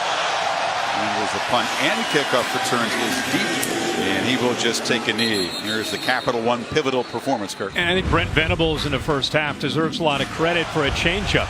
You expect him to always blitz on certain down and distances, especially third down. But look, JT Barrett holding the ball. It's because he's playing more zone. And he's covering all the receivers on the back end by only rushing 4, showing blitz here, dropping back. Look at the receivers. I mean, where are you going to go with a football? Nobody's able to find a spot in the zone where there's an opening, so he's sitting there just holding onto the ball. They've got to be able to get him back, make quick decisions, and find zone beaters when they came in expecting to see more man-to-man tonight from the Clemson defense. Clemson offense goes to work from the 25. Watson 16 of 24, 197 passing yards, threw for one and ran for one touchdown. McLeod in motion takes the handoff, and the jet sweep gains just a yard. Chris Worley on the stop. To Tom Rinaldi. Chris, thank you very much. Talked to Larry Johnson, the assistant head coach, defensive line coach, on the way out. It was not a long conversation. He suggested no sense of panic, said we were all good in the locker room. When I asked him, a lot of voices, he said almost everyone speaking up. No sense of panic. We'll have to see if that resolve turns into results, Chris. Larry Johnson, one of the best at his craft, a long stint at Penn State before Urban Meyer hired him. And there's a completion, a short gain, hit instantly is Leggett, who makes a catch for the first time tonight. We thought we'd see a little bit more at the tight end. We really did. I think Ohio State's done a good job. I've seen Deshaun Watson many times looking Leggett's way in the first half, only to have great coverage by the Buckeyes. That time, Worley, even though Leggett makes the catch, right there, no yards at all after the catch, set this third down up. We need 4 in the Rushman package in again for Ohio State. They have not sacked Watson yet tonight. Well protected, looking for Renfro, who is well covered, and no flag. Got his feet tangled up with Gary and Conley. 4th down. Conley had the big interception early in the game when he was defending Mike Williams one-on-one. Tell you, he has great technique. He does a good job of staying in phase, meaning he's running stride for stride with Renfro, which allows him to read the eyes of the receiver and then turn and find the football. Does a good job of shielding Renfro away from the ball. That's a great play there by Gary and Conley. Yeah, his coach, Kerry Coombs, who coaches the cornerbacks, an enthusiastic guy, would you say, was jumping up and down, enjoyed the play by his corner. And the Buckeyes are able to force a 3-and-out again in the second half. Isdall kicks it right along the ground. And backpedaling is Salmon, who'll field it at the 25, but nowhere to run. Artavis Scott, the receiver down there in coverage. Sam? Yeah, Chris, I'm told that in the halftime speech, Dabo Swinney spent almost all his time focused on his defense. Now, you'd think they haven't given up any points. What's the issue there? Well, he was challenging them to finish out this game, put together a complete game, and follow through on the game plan that they put together all week long. We heard it all week. Make this team abandon the run, force JT to throw, and limit Curtis Samuel. They've done a pretty good job tonight. We'll see if they can put together 4 quarters. That's great stuff, Sam, and there's a reason for that, because at times Clemson hasn't finished well. They haven't finished off an opponent when they've been in a commanding position, especially on defense. Barrett flips it complete. Oftentimes, offenses like Virginia Tech, Kirk in the ACC game, they look dead in the water, but all of a sudden, defense backs off and they get it going. You and I called that game, and at one point it looked like, okay, what are we going to talk about? And lo and behold, Gerard Evans that night started to make some plays, and they climbed back in, had the ball actually late with a chance to tie it up. So Marcus Baugh, the tight end, has been looked at on the sidelines. He's been dealing with a shoulder issue in recent weeks. This is Weber. He's got nothing going. Lost the ball. A scrum for it. Tigers have it, I believe, at the 40. Weber lost it, and it's a turnover. The last thing Ohio State needed. Wilkins, number 42 in the recovery. Yeah, Wilkins comes up with it, but it's Kendall Joseph, the middle linebacker, who was fighting with Weber to be able to try to get the ball out of here. Here's Jadard Johnson there, but watch the left 34. I think he gets his hands on the ball to be able to fight it away, and actually Johnson also on his back with his hands up there to knock that ball away. In a very frustrating and unproductive night for Weber, but a gain there spoiled as the Tigers punch the ball out, and now setting up at the Ohio State 41. Ohio State's defense did exactly what they talked about at halftime, a 3-and-out. They get the ball back to Ohio State, looked like they pick up a first down, and then the fumble. It's their first turnover. Play action, Watson. A slant. Williams stays on his feet, knocked down finally at the 22. Great play action to freeze the linebackers. They actually stepped up to chase Wayne Gallman. huge passing lane and an easy throw for Watson to his favorite target, Mike Williams. Yeah, targeted 9 times, 5 catches tonight for Williams. Watson fakes the pitch, cuts it back. Watson down inside the 15. Notice the urgency. Deshaun Watson and this Clemson offense, after this sudden change, they sense an opportunity. The ball in plus territory, already up by 17. They want to try to get the ball snapped. They want to put Ohio State's defense on its heels and be the aggressor with the pivotal point here in this game. Man, is it tough to play sudden change defense against an offense this talented that plays at this tempo. Buckeyes defense was only on the sidelines for a couple of plays and now back out there. Gallman. And the heavy traffic enough to move the sticks. It'll be first down at the 11. If it gets to 24-0, it is serious desperation time for an Ohio State offense that has struggled to create big plays really most of the season. Well, and not only that, they have 3 first downs in the first half.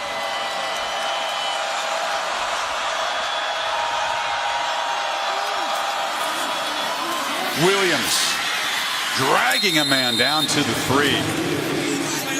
That's just a play where the quarterback sees soft coverage. There's a play, actually, it's tagged. There's a run call. The linemen are running a run play. The running back's running a run play. Deshaun Watson looks out to his right, sees soft coverage, and says, instead of running, why don't we just throw it to Mike Williams and let him make a play after the catch? You have imagined they could be this good on first down tonight against an excellent defense. And they're getting 7-8 yards every time. A good recognition there by Watson. Scott takes it on the end around. Artavis Scott sets up a first and goal. It's like Leggett slow to get up there. Going to actually check himself out of the lineup. There's so many weapons, so many talented playmakers. You can take a guy as good as Leggett really out of the game. Hasn't been a factor at all, but offense doesn't miss a beat. Kane really hasn't been a factor. It's been Williams and Renfro catching the passes. And the touchdown to the backup tailback Fuller. First and goal.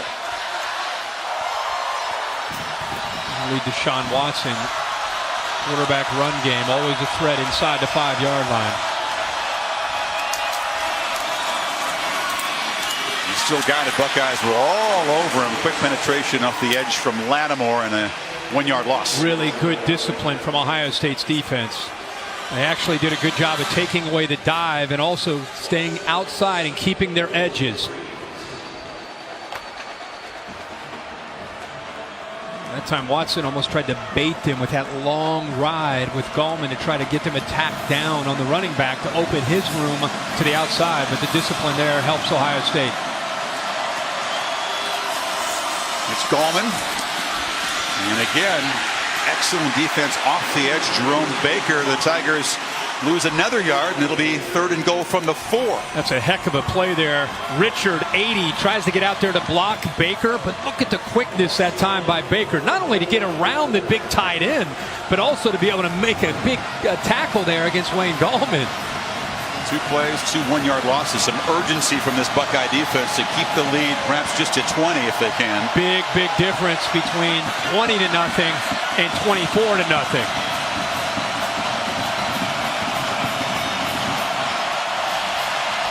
Watson rolling. Still got it. But he'll be sacked for the first time. McMillan's got him back at the 15. 3 consecutive tackles for loss by Ohio State. Well, the defense from Ohio State comes up big. Good coverage downfield. They roll him away from the pressure, but the linebacker this time recognizes this and is able to chase him down. They get him away. Nobody's able to account for Raekwon McMillan. Tight end Leggett comes over late. But again, go back to Raekwon McMillan playing so fast, making it hard on Clemson to block him. First time Watson's been sacked in the last 4 games. So Hugel, who's 1 for 1, this from 31 to make it a 20-0 lead. And it drifted and missed. Wide left. It's like Ohio State may have jumped. They're not going to call it. You can see the reaction from one of the defensive linemen. They're all kind of just standing around. Wait a second. They might want to run off the field because Draymond Jones, go back and look at this replay, he was reacting to Robert Landers. Looked like he jumped. Ruling on the field is the defense got back before the snap. Field goal is no good. Timeout. Let's see if he did get back. It was That's what Robert Clark said. Landers who looked like he jumped. And his own man, Draymond Jones. Watch, there's Landers. Jones kind of goes with him. And they sit there. The ball's not snapped. Look at the reaction from Jones, the frustration. The snap was very late. They could have easily gotten an offside if they'd snapped it. Not only that, but it's a missed field goal. Dabo can't believe it. It's still 17-0.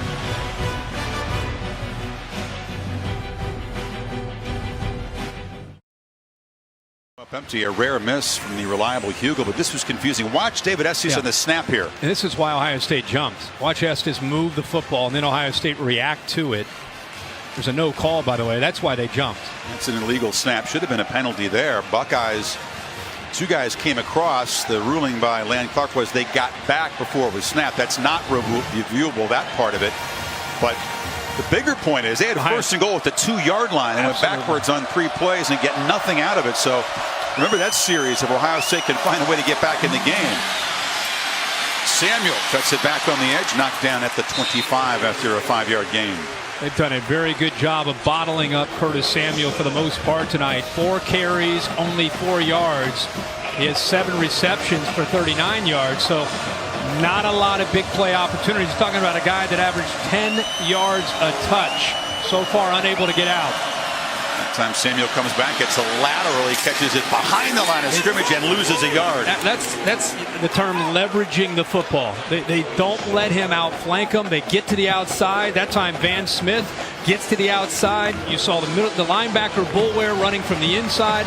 They were determined coming into this game not to let Curtis Samuel beat them. Make somebody else beat us, but it can't be number 4. A lot of times 2 defenders following him wherever he goes.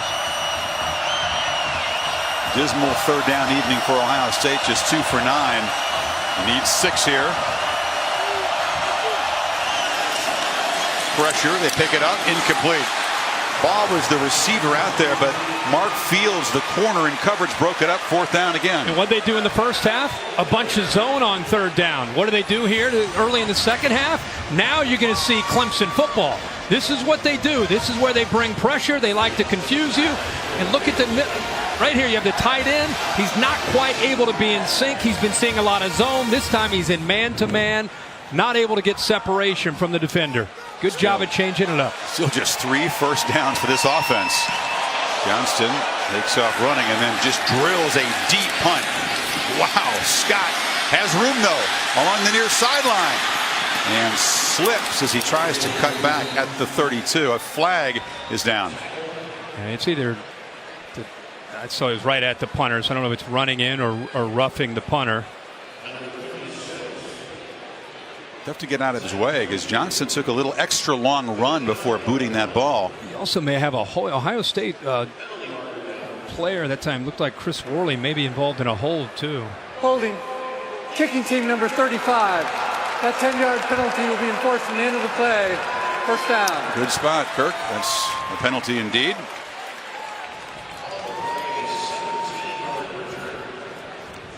...61-yard punt, a 16-yard return. To the far right, Worley right there just grabs him. Absolutely, grabbed him to prevent the block. Yep. Tigers back to work, still up 17.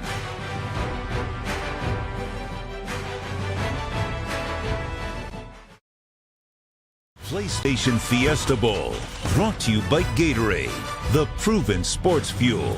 Nissan, premier partner of the Heisman Trophy. Allstate, proud supporters of college football. It's good to be in good hands. And AT&T, get your entertainment and sports your way from AT&T. Goodyear providing our aerial coverage again tonight. Committed to honoring blimp-worthy athletes who demonstrate hard work on and off the field. Goodyear, official sponsor of the college football playoff. Clemson has run 19 more plays than Ohio State tonight, Kirk, and had the Buckeyes defense back on the field.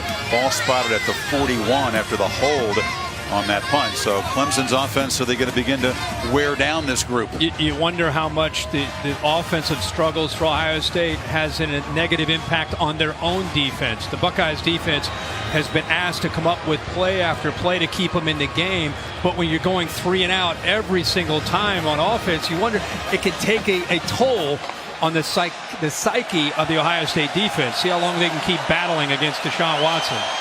McLeod comes in motion. That's just window dressing. That they flip it to him in the flat. Again, great blocks on the edge. The Tigers receivers have been strong in that area tonight. Great job here of keeping the linebacker inside with the ball fake. Then you can get him outflanked. Little bit of a ball fake. Force Worley to have to respect it. Frees his feet for a second. And then McLeod gets outside of him there. Deion Kane helped with the block. They gained 20 yards inside Ohio State's 40. Watson fakes the run, flips it over the middle and just behind Gallman there. There's a little wrinkle. Yeah, the little wrinkle is Raekwon McMillan is making every tackle against the run. So let's make him pay for being overly aggressive by kind of almost like a little jump pass behind him. They tried to kind of use Wayne Gallman as a decoy, saying, oh, he's just going to come out and block. And they try to flip it right over top of him and just didn't quite hit that, out of sync. Shot at Tyquan Lewis there, Kirk. Hands on hips, the wear and tear you've mentioned. McLeod on the pop pass into the boundary, really nowhere to run. Berger and Hubbard string it out. The rotation from Greg Schiano and Luke Fickell on that defensive line, they played 8 tonight. And the reason they've got to play 8 is it's not just being exhausted because of facing the up tempo. It's also dealing with the psyche, as we talked about a little bit earlier. But here's another big 3rd down opportunity. Rushman back in there. And 3rd and 7. Gallman motions back in for pass protection. Buckeyes do bring the heat. Watson hit and sacked for the 2nd time. Tyquan Lewis got him. Sack leader on this team. We talked about how Clemson can get pressure. Ohio State can get pressure as well. This is just tremendous effort and speed here on a 3rd down. Lewis gets the corner on the true freshman, Sean Pollard. That's that combination of having that great bend, tremendous athletic ability, and strength to come up with that big play on 3rd down. So sacks for Myers defense on consecutive possessions, this time forcing Teasdale to punt. Buckeyes have the feeling of being on the ropes here, but again, the defense does make a play to keep them in this game. Teasdale tries to knock it dead deep there, and Samuel steps up to the 11 to make a fair catch. Only 6 to go, though, 3rd quarter.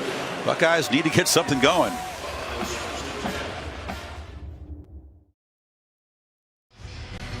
The All-State bus.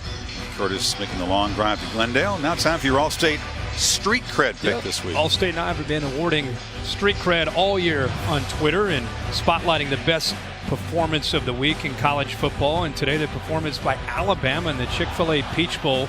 The obvious choice. Look at that, 16 straight wins against AP-ranked opponents. The longest in the poll era. 26 wins overall for Saban's team, who awaits the winner in Tampa on January 9th. Buckeyes and Barrett running all the way. It's about a 10-yard gain. That's really his best run tonight. Yeah, one of the few times he's had a little bit of room to run. He had a nice block there by A.J. Alexander, the tight end. And Ohio State has not been able to stretch this Clemson defense at all, allowing Clemson to crowd that line of scrimmage like we saw against Michigan and Michigan State late in the year. Hot pass now to Samuel.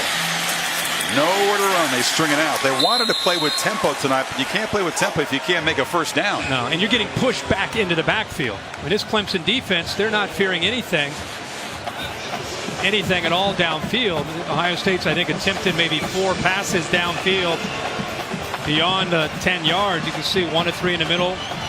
Only 21 yards in the entire game. So if you're Clemson, you don't fear anything downfield. And with the way the pass rush is getting after J.T. Barrett, this defense is squeezing, especially in on number 4 in those short passes in the run game. It's not really downfield. That's only 11 yards. No, they're taking deep shots. Right.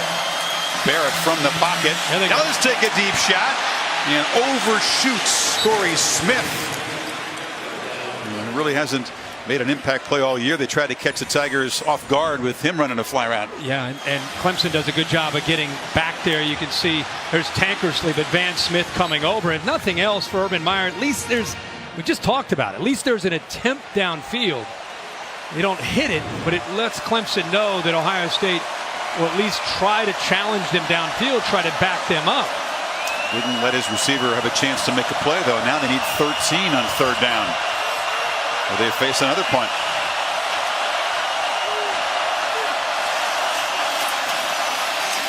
JT sacked back inside the 10 by Clelin Ferrell, who has had a dominant evening off the edge. Here's a stunt. Here's just more like Clemson's defense. The stunt comes around to be able to get in. They blitz the linebacker here. This is where you expect to see more of a challenge because of the complexity. The center moves down to his left. Nobody accounts for Ferrell, who comes all the way around on the twist up front. And that time, JT Barrett, no chance at all. Johnston from his end zone. This time it's a shorter boot. High, though. Scott interfered with. It's a muff, but the Buckeyes got too close to him that time. Terry McLaurin, the receiver, didn't give Artavis a chance to field it, so that muff will be nullified. Talk about the guys off the edge, Kirk, whether it's been Vic Beasley, Shaq Lawson, and Kevin Dodd a year ago, and the beat goes on with Ferrell. They are just able to find and develop these edge pass rushers so well at that program. Now they recruit. I mean, that is a big priority for Brent Venables. Think about what he's done since he's been at Clemson with the sacks. I mean, it's a big part of their defensive scheme. Opportunity to catch the kick. Kicking team number 83. A 15-yard penalty. First down, Clemson. And back to your point, in the 5 years that Brent Venables has been there as a defensive coordinator, they average 42 sacks a year. Incredible.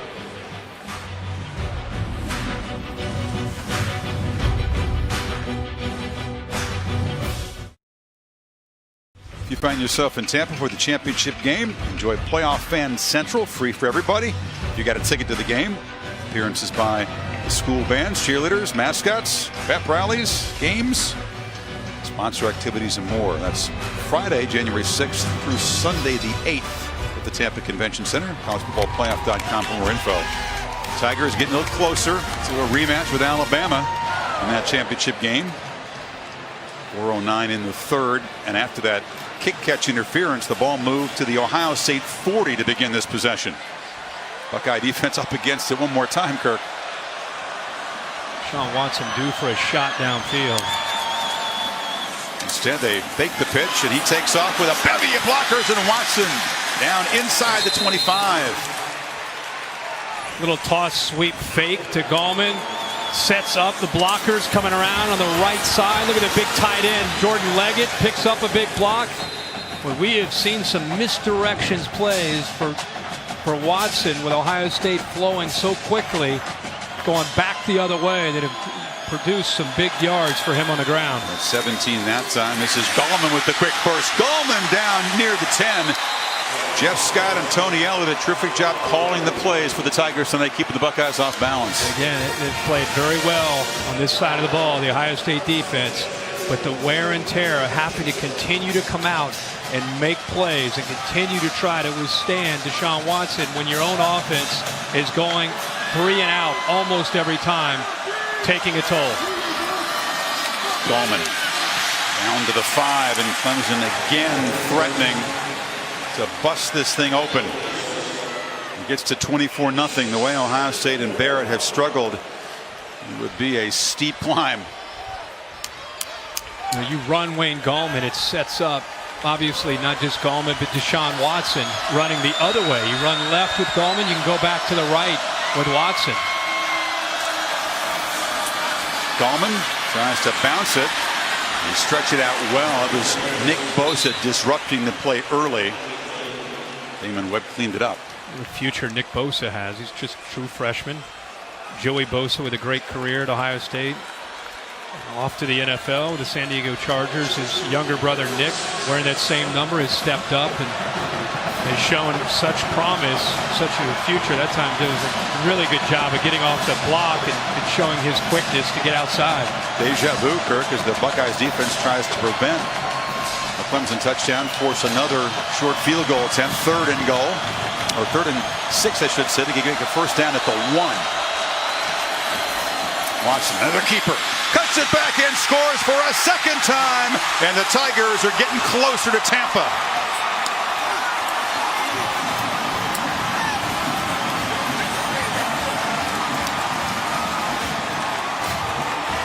Which quarterback would make a bigger impact as a runner tonight? That was a key question coming in, and the emphatic answer has been number 4 in orange. 7-yard run. He's thrown for 1, run for 2 now.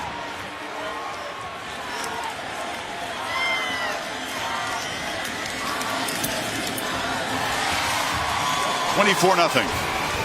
Kind of, again, the misdirection, a little bit of action. It goes this way, and then he comes back. But watch the block right here, the double team, and how they push Bosa, the freshman, basically into the end zone. It gets a little action to the right. They come back. There's the double team. He cuts back behind the double team for the touchdown. Well designed, well executed, and the patience again from Watson on a misdirection play. When he gets down to the red zone and runs it, he's not afraid to cut it back and run it right up in against with the big boys in there. And down inside that red zone, he's more of a downhill runner. Outside, he'll get outside and run to the perimeter. Urban Meyer knows that was a big blow now, down 24. First points of the 3rd quarter. Deshaun Watson loves this building. Gave Saban's Bama defense all kinds of trouble a year ago, and now coming back to Glendale with another big night, perhaps earning a rematch against the Tide. 17 minutes to play, but it just feels like a massive challenge for Ohio State as they try to get something going on the return. A.J. Alexander, they've had really about as many return yards as offensive yards tonight. And trophy, of course, will await the winner here against Alabama in Tampa, presented by Dr. Pepper, January 9th here on ESPN. It's a week from Monday. Now Ohio State even more in predictable position with their play calling. It's been such a tough night for this offense. Only 103 yards of total offense. Look at Mike Weber, only carried it twice. Fumbled the ball, dropped the pass early. He's been a non-factor. 1,000-yard rusher. Barrett immediately looks to take a shot downfield. Has Victor running free. Goes up. Flag comes in as it's broken up. They'll get an interference call on the underthrow. Edmond was back there defending against the freshman. Ohio State took another shot. Last couple series, they're finally trying to attack downfield. Talked about how Clemson's not respecting that. And they're crowding the running game. They're crowding the short passes. Pass interference. Defense number 29. A 15-yard penalty with an automatic first down. Interesting, they've taken some downfield shots with guys like Corey Smith and Victor. Watch Farrell get pressure here and get into the face again to J.T. Barrett with Wilkins. Look at this. I mean, he's had it all night. And he actually looking at the official, and that ball's underthrown, and that's why there's pass interference. Edmond runs into the young freshman Victor, who's coming back to the ball. JT pump fake, and now again looks downfield, this time for McLaurin, and it's going to be a 2nd consecutive pass interference, that time on Mark Field. That's been their best thing tonight, is trying to draw PIs. Again, you're getting a lot of man-to-man. Take a few shots downfield with the guys that you feel you're best with. JT Barrett, the timing. Defense number 2, a 15-yard penalty, first down. You combine pass interference with defensive holding, they have among the most in the FBS, Clemson. Yeah. And again, Fields, good job by McLaurin getting behind him. 2nd time in a row here. Back-to-back plays. They've gotten behind coverage. Ball a little bit underthrown. And again, the defender runs right into the receiver. Urban Meyer saying, the heck with trying to sustain drives. Let's take some shots. Moves the ball to the 35. And now Weber bows straight ahead. Lost the ball again. It's out. That time, Ohio State recovers it. As for a 2nd time, Weber coughs it up in a big shot. Alexander, the tight end, made the recovery. Yeah, well, he runs over one safety, Van Smith, but Jadar Johnson actually hits him and knocks that ball out. Second time that the ball has been out. Weber hasn't had his hands on the ball very much, and the few times that he has, twice he's put the ball on the ground. This time the big tight end, Alexander, gets it. And Jadar Johnson's been involved in both forced fumbles. Yep. Yard and a half needed on second down. Barrett looked in the flat, now fires downfield over the head and intercepted. Tankersley's got it. Tight ropes the sidelines. Samuel was open. The quarterback missed him, and now a scuffle after the pick on the far side, and flags come in. The bigger story is that Ohio State has turned it over in the final minute of this third quarter. Ball sails on J.T. Barrett. He throws it, tries to throw it over top of the linebacker, Daniel. And by doing that, the ball ends up sailing on him. You see him right here in coverage. He's kind of sinking back, and I think the ball ends up floating, goes up and over Samuel, who makes a pretty good effort on the ball. And there's Tankersley after the tip ball. But there is a lot of personal fouls going on after the whistle. Appeared to just tip off the hands of Samuel, yep, which made it a pretty easy pick for Tankersley, his 4th of the season. And then frustration a part of the return. So each team with 2 turnovers now. There are 2 tip ball fouls by each team, and they will offset. Personal foul, unnecessary roughness, passing team number 74. Unsportsmanlike conduct, intercepting team number 99. His first of the game. First down, Clemson.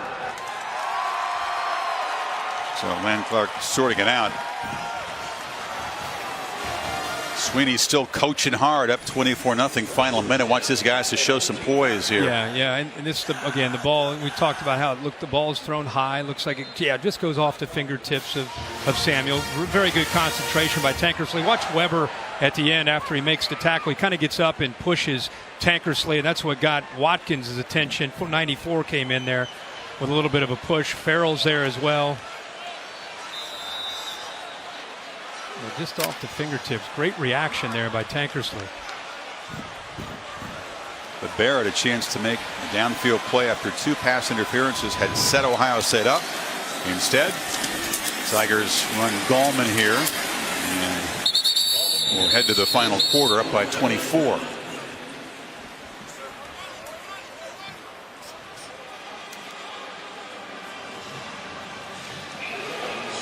Gallman has had to earn all 40 of his rushing yards tonight. Hadn't been easy. He's carried it 15 times. The Buckeyes have bottled him up pretty well. Less than 3 yards a carry. Watson still got it, chased, and it's deflected, incomplete. It was Baker on the rush who got a hand on it. 3rd and 9. Admire that Ohio State defense. I mean, they are getting no help from their offense, and they, for the most part, they're still out there playing with energy, with trying to get that ball back, not giving up. Clemson has run 25 more plays than Ohio State has so far tonight. Buckeyes just 41 plays through 3 quarters. Different look from the Buckeye front on this 3rd and 9. And Watson flushed. Flag comes out. He's going to run for a first down, but this is back in the holding area. Yeah, the left tackle held. Looked like Tyquan Lewis, who had some success earlier getting after Deshaun Watson. Mitch Hyatt.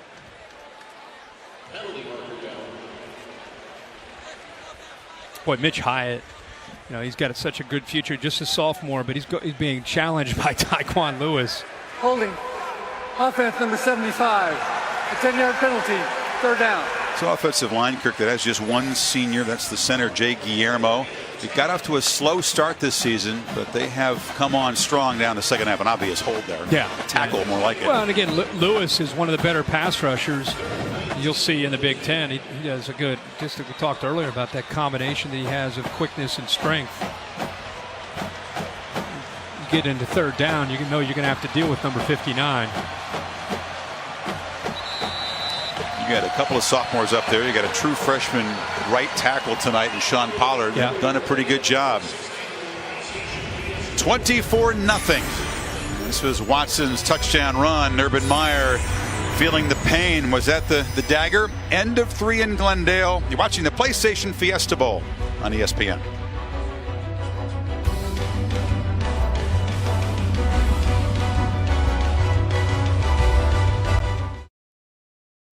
Set for the final quarter. College football playoff semifinal number 2 at the PlayStation Fiesta Bowl.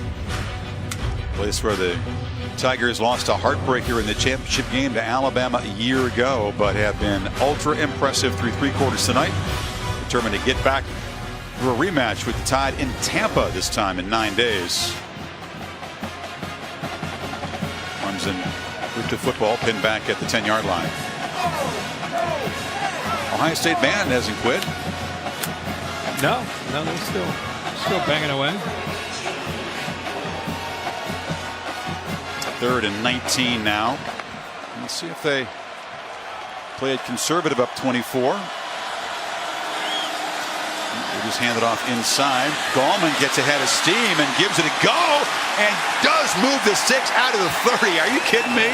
That's a determined runner. Yeah. And Gallman has had a quiet year by his standard and his expectations, but look at his knees up. It almost reminds me of like a Roger Craig back in the day with the 49ers and when he runs downhill. Dabo says run it on 3rd and 19 and keep the drive alive. I like that. Wow. He is such a slasher. On the end around, Gallman running free, and now they're starting to gash that Ohio State run defense. The ball moved to midfield. Talk about killing the will of a team. You pick up a first down on a run. With the way this whole game has gone, you come right back with another run, and again, there they are with their tempo, sensing that, right back to the line of scrimmage with a quick snap. Sean still got it on the edge, chased down by McMillan. That time just a 2-yard gain. He had Hunter Renfrow up there on the sideline. He's just kind of running parallel to the line of scrimmage, trying to bait the defenders towards him and then flip it out to Hunter Renfrow, kind of like a triple option. But Ohio State took Renfrow out and eventually chased down Watson. This time they go trips up into the boundary there up the top. Clemson now over the 400-yard mark in offense. Buckeyes sitting at 111 for this game. They go to the boundary, and McLeod muscled out of bounds by Conley after a short gain. Dabo wanted another penalty over there. That has everything to do with how Ohio State responds to 3 receivers into the boundary. And because 2 of the corners were soft, they flip it out there. If he gets tight coverage, Chris, he'll end up running the ball back to the left with him or Wayne Gallman. 5 yards needed on this 3rd down play.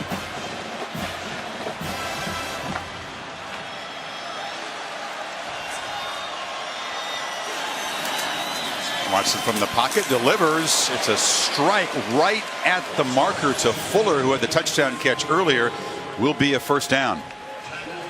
Well, that's the second time we've seen Fuller with the hands. Remember the touchdown that he had where he had to go on the wheel route. He had to have great concentration that time. Hooker really hit him right at the first down marker as soon as he had caught that football. But it's quite a reputation for being able to look that ball in and squeeze it. He's been an unsung player who's played a big role tonight. Watson again fakes the throw and picks his way, hit hard by Bosa right at the line of scrimmage. I want to limit the quarterback hits up 24-0 here with a big game. Looks like coming up in 9 days. Yeah, potentially a big game. But Ohio State's trying to defend this offense, you know, and no matter who defends these guys, the personnel groupings, so many different formations, so many different looks that you try to prepare yourself for, and then you got to deal with run and throw and the vertical shots. Just a lot to defend. The motions really challenge your discipline. Watson takes a shot downfield, and it's way overthrown. It was Kane, well covered that time by Denzel Ward. 3rd and 9. Clemson staying very aggressive, even up 24. They're sitting right about at their average for the year at 50% on 3rd down. one of the best in the country at third downs. It has everything to do with the system, but especially when the trigger man is Deshaun Watson, with the ability to run and throw and make great reads. Find the Number one, Kirk, matchups. in this situation in the country on 3rd and long because of the reasons you outlined. Watson this time, though, hit, knocked backwards, is able to throw it away to avoid the sack. I mean, he got leveled by the blitzing Conley and just shook him off. How many times have we seen him take a big shot, just kind of bounce away and not go down? I don't think people at home, when you watch him on TV, realize how stout he is in person, how strong his legs are. Watch Conley will come from your right. He's at full speed, hits him right there. He's able to shake him off and just throw that football away, avoid the big loss. He's worked hard, added, what, about 15 pounds of muscle? He's gotten a lot stronger from where he was last year. There's one more thing to like about him as you begin to ponder him at the next level. Buckeyes come after the punt right up the middle. Teasdall kicks a very high short kick and a fair catch made at the 19. They thought they could get close, maybe block a punt tonight. Came close, but not quite.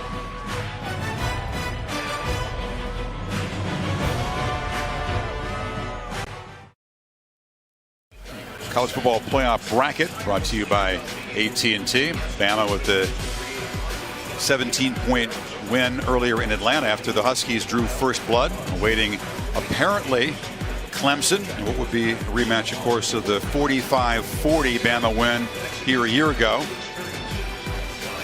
Either way, it was going to be a rematch because, of course, Ohio State beat Bama the first playoff year, the upset down in the Superdome. But Ohio State, Kirk, a grim evening.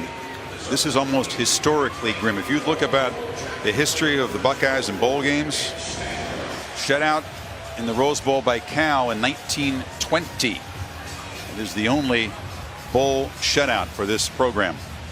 Been very few shutouts, period.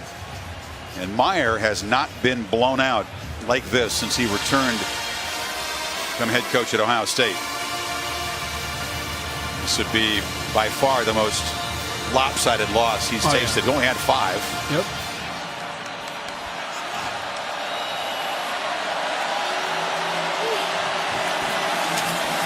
Samuel breaks free. Curtis Samuel in the clear.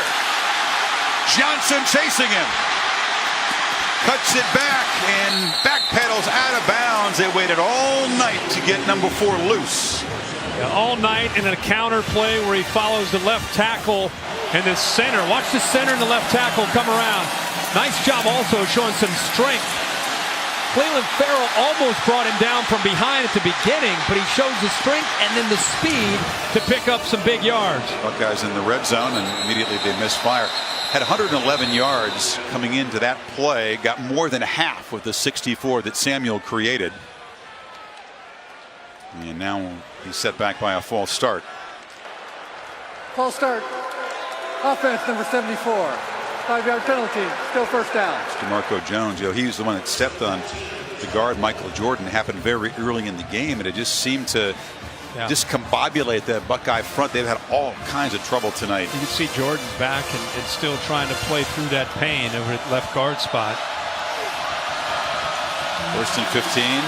Another high throw from JT. And he went down hard after the incompletion. He's been off target tonight. Remember when Chidar Johnson, the safety from Clemson, number 18, came out and said some things publicly this week. And a lot of people in the media and some fans thought he was talking trash about JT Barrett. He said, hey, we played better quarterbacks. If we make him throw to win, we're going to win the game. We got to stop him from running. That was the game plan. Make Ohio State have to throw, pass protect, receivers try to get separation. It's kind of been the plan. And stopped behind the line. Barrett that time by Christian Wilkins. So Johnson was urged by his coaches to go back up that socket with the help from his teammates tonight. They have done that, in fact. Absolutely, they've done it. Remember, Johnson also made some comments one time early in the year about Lamar Jackson, so he's kind of had a history of doing that. But you're right, tonight they have backed it up. Here it's a misread on a zone read from JT Barrett. With the defensive end taking the quarterback, he should have handed that one off that time to Mike Weber. the penalty and the loss after the big play by Samuel sets up a 3rd and 17. Field goal doesn't do you any good here. You figure they have 2 plays to get it. They got to hurry, and they'll call a timeout with 1 second on the play clock. You think Urban's thinking 2 plays here, right? The field goal, absolutely useless at this point. Yeah. Take a break.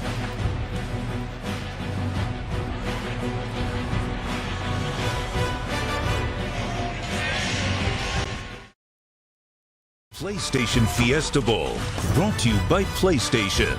Every day is the big game on PlayStation. Greatness awaits. Taco Bell's $1 double stack tacos, the Lincoln Motor Company, and the Capital One Venture Card. Earn unlimited double miles on every purchase every day. Allstate's been sponsoring the Good Hands Field Goal Nets for 12 years now, making contributions to universities' scholarship funds for each field goal and extra point kicked. To date, Allstate has contributed millions in scholarship funds. 10:33 to play. Buckeyes with the football and need 17 on 3rd down. We were talking at the break about, whether it's obviously they got to go for it if they get to a 4th down, but they're thinking of still a 3-possession game. If they can get into the end zone, they've got to be going for 2, obviously. First problem is get the 17 yards. Right. And Barrett's going to be knocked down, and now can you go for it from way back at the 35? Carlos Watkins, the senior leader of that group, with the sack. Nice job of going here and here. It's actually Watkins that comes from right there to be able to move across. See how he fights through? Forces that Ohio State offensive line to have to communicate. Bounces off the center elf line and is able to get home. Again, you can get creative like that with stunts, something that Alabama's eventually going to have to deal with next week, and not have to blitz. They're playing zone behind it, but twisting up front, and it's enough to affect the communication of that offensive line. What do you got on 4th and 27 here? Got to get to the 6-yard line. Hail Mary, looks like. Barrett hit as he throws and just throws into the end zone where it's going to be intercepted.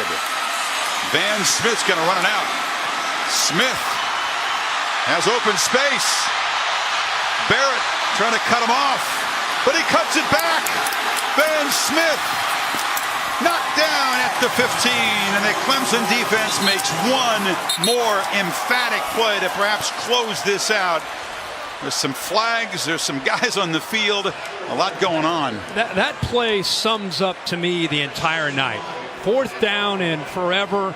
Hail Mary to throw, to try to execute, to try to pick up a 1st down. And the smartest play was by Van Smith. Instead of taking a knee, he saw the energy as he looked out from the Ohio State offense, and he said, I'm going to take this. I'm going to take it out. Nobody's chasing him.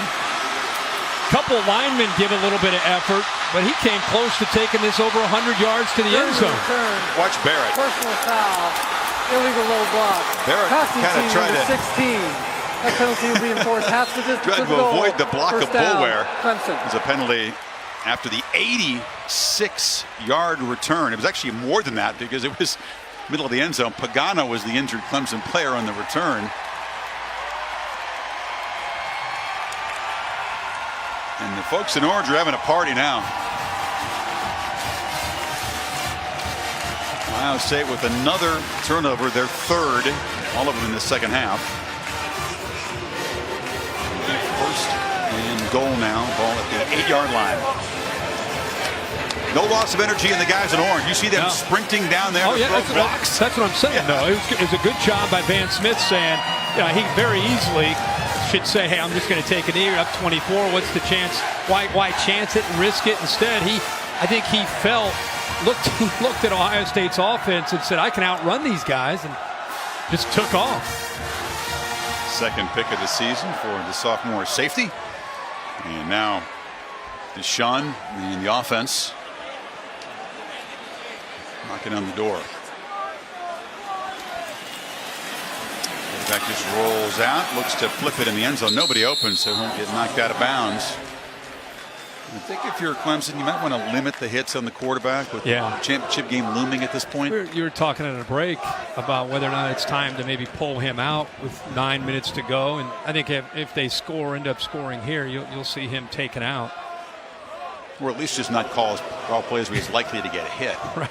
Run 4 or run 9, rather. Yeah, that'd be a good idea. Yeah, but he wants to run. I mean, he wants to get into the end zone. No doubt. A bunch of guys on the left under center. Gallman takes the pitch and just walks in to cap a tremendous creative evening for this Clemson offense. I like the word creative because the lack of imagination on the other side has been exposed. How about the motion here to take the man-to-man defensive back Ward out of the play? He goes with the receiver, and it's just a quick pitch. There's nobody left to the outside there. All the action goes left, including the jet sweep. Take the corner, Denzel Ward with him, and a quick little flip to Wayne Gallman, and he gets to the corner for a touchdown. So Gallman gets to the end zone for the first time, and quietly now he's got an 85-yard rushing night after a very slow start. The Tigers are pummeling the Buckeyes midway fourth quarter, 31-0.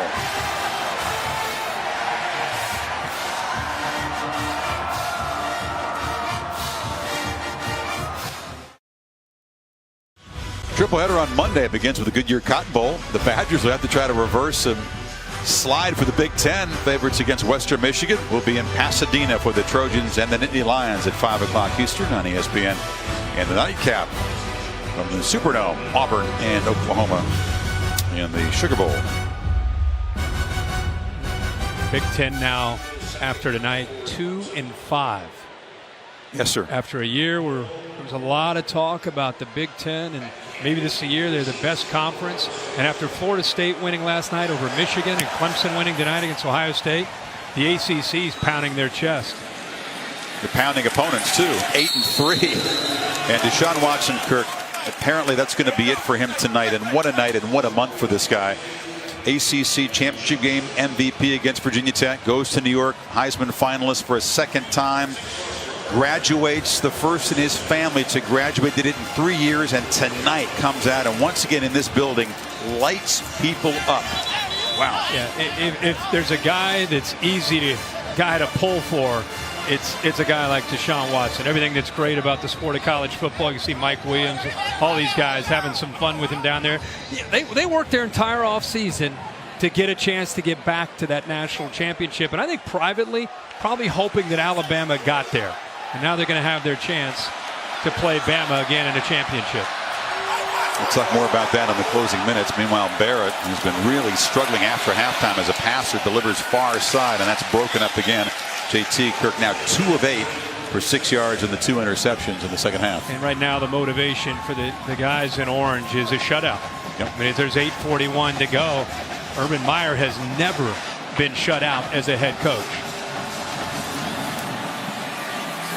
Barrett steps up and flips it short to Weber, who's had a difficult evening, and knocked down. It'll set up another third down play. What I take away from this game is the Clemson defense and the preparation that Brent Venables, his staff, and those players put in, and how Ohio State, with 3 or 4 weeks to get ready to try to change some tendencies because they were limping down the stretch offensively. They were very one-dimensional. They weren't able to make enough changes. They got beaten up front at the line of scrimmage, and Clemson anticipated and expected a lot of things based on formations and down and distance. On 3rd and 5, Barrett tries to pick his way and does spin for a first down out near the 40. It kind of reminds me, just maybe it's being in this building. You and I were here in the 2007 National Championship, the 06 season, when Urban Meyer was with the Florida Gators and Ohio State was here. Kind of has that same feel where Ohio State just can't get anything going throughout most of this game. Well, they can't get Barrett free. He does spin and now just fires high, and the catch is made along the sidelines there by Corey Smith out near midfield. The motivation for Ohio State is to avoid that shutout. If you think about Urban Meyer, what you said there a minute ago, 194th game as a head coach. never blanked. Only lost 28. Right. And only 5 here at Ohio State. 2nd and 1.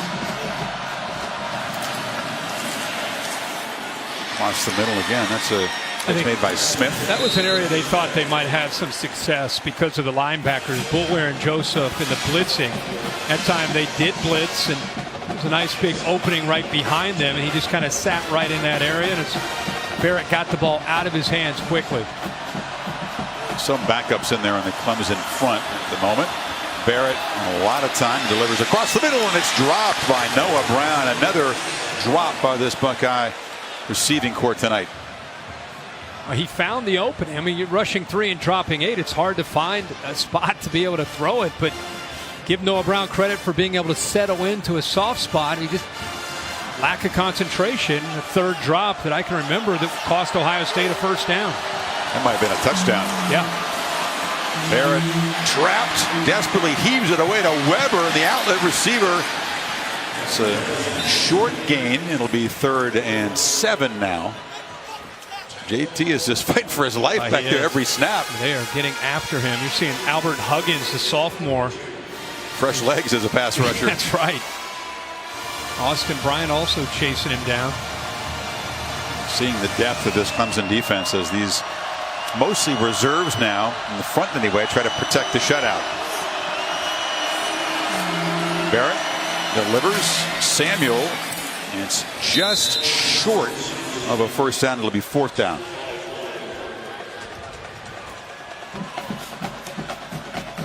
A 1920 Rose Bowl game. Lee Corso remembers when Bears beat them 28-0. On 4th down, Weber is stuffed, and that is a fitting way to end this Ohio State possession. Pagano and company just snuff out another drive. Yeah, you're talking about a team playing for a purpose and pride. They're up 31-0. You'd think it's a tie game. I mean, they want to preserve this shutout. They don't know probably that Urban Meyer's never been shut out. They just want to shut Ohio State out in this playoff. And what a huge stop there by Pagano on 4th down. 5:48 to go. Clemson rolling towards Tampa.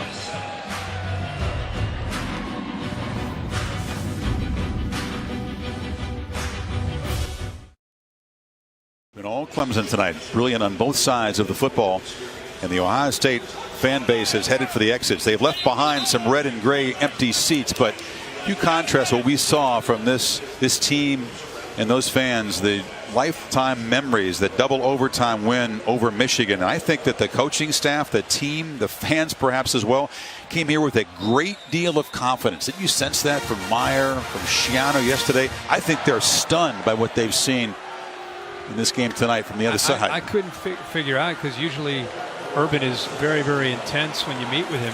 He had a different kind of vibe to him for sure. Nick Schuessler has replaced Watson. They hand it off straight ahead. Yeah, he's much more uptight in a big conference game. We saw him before Wisconsin, Penn State, Michigan. He had a real calm and assurance about him, but the 45-3 record with more than a week to prepare, the mythology around this man's ability to get a team ready with extra time, that has been crushed this evening tonight. Yep.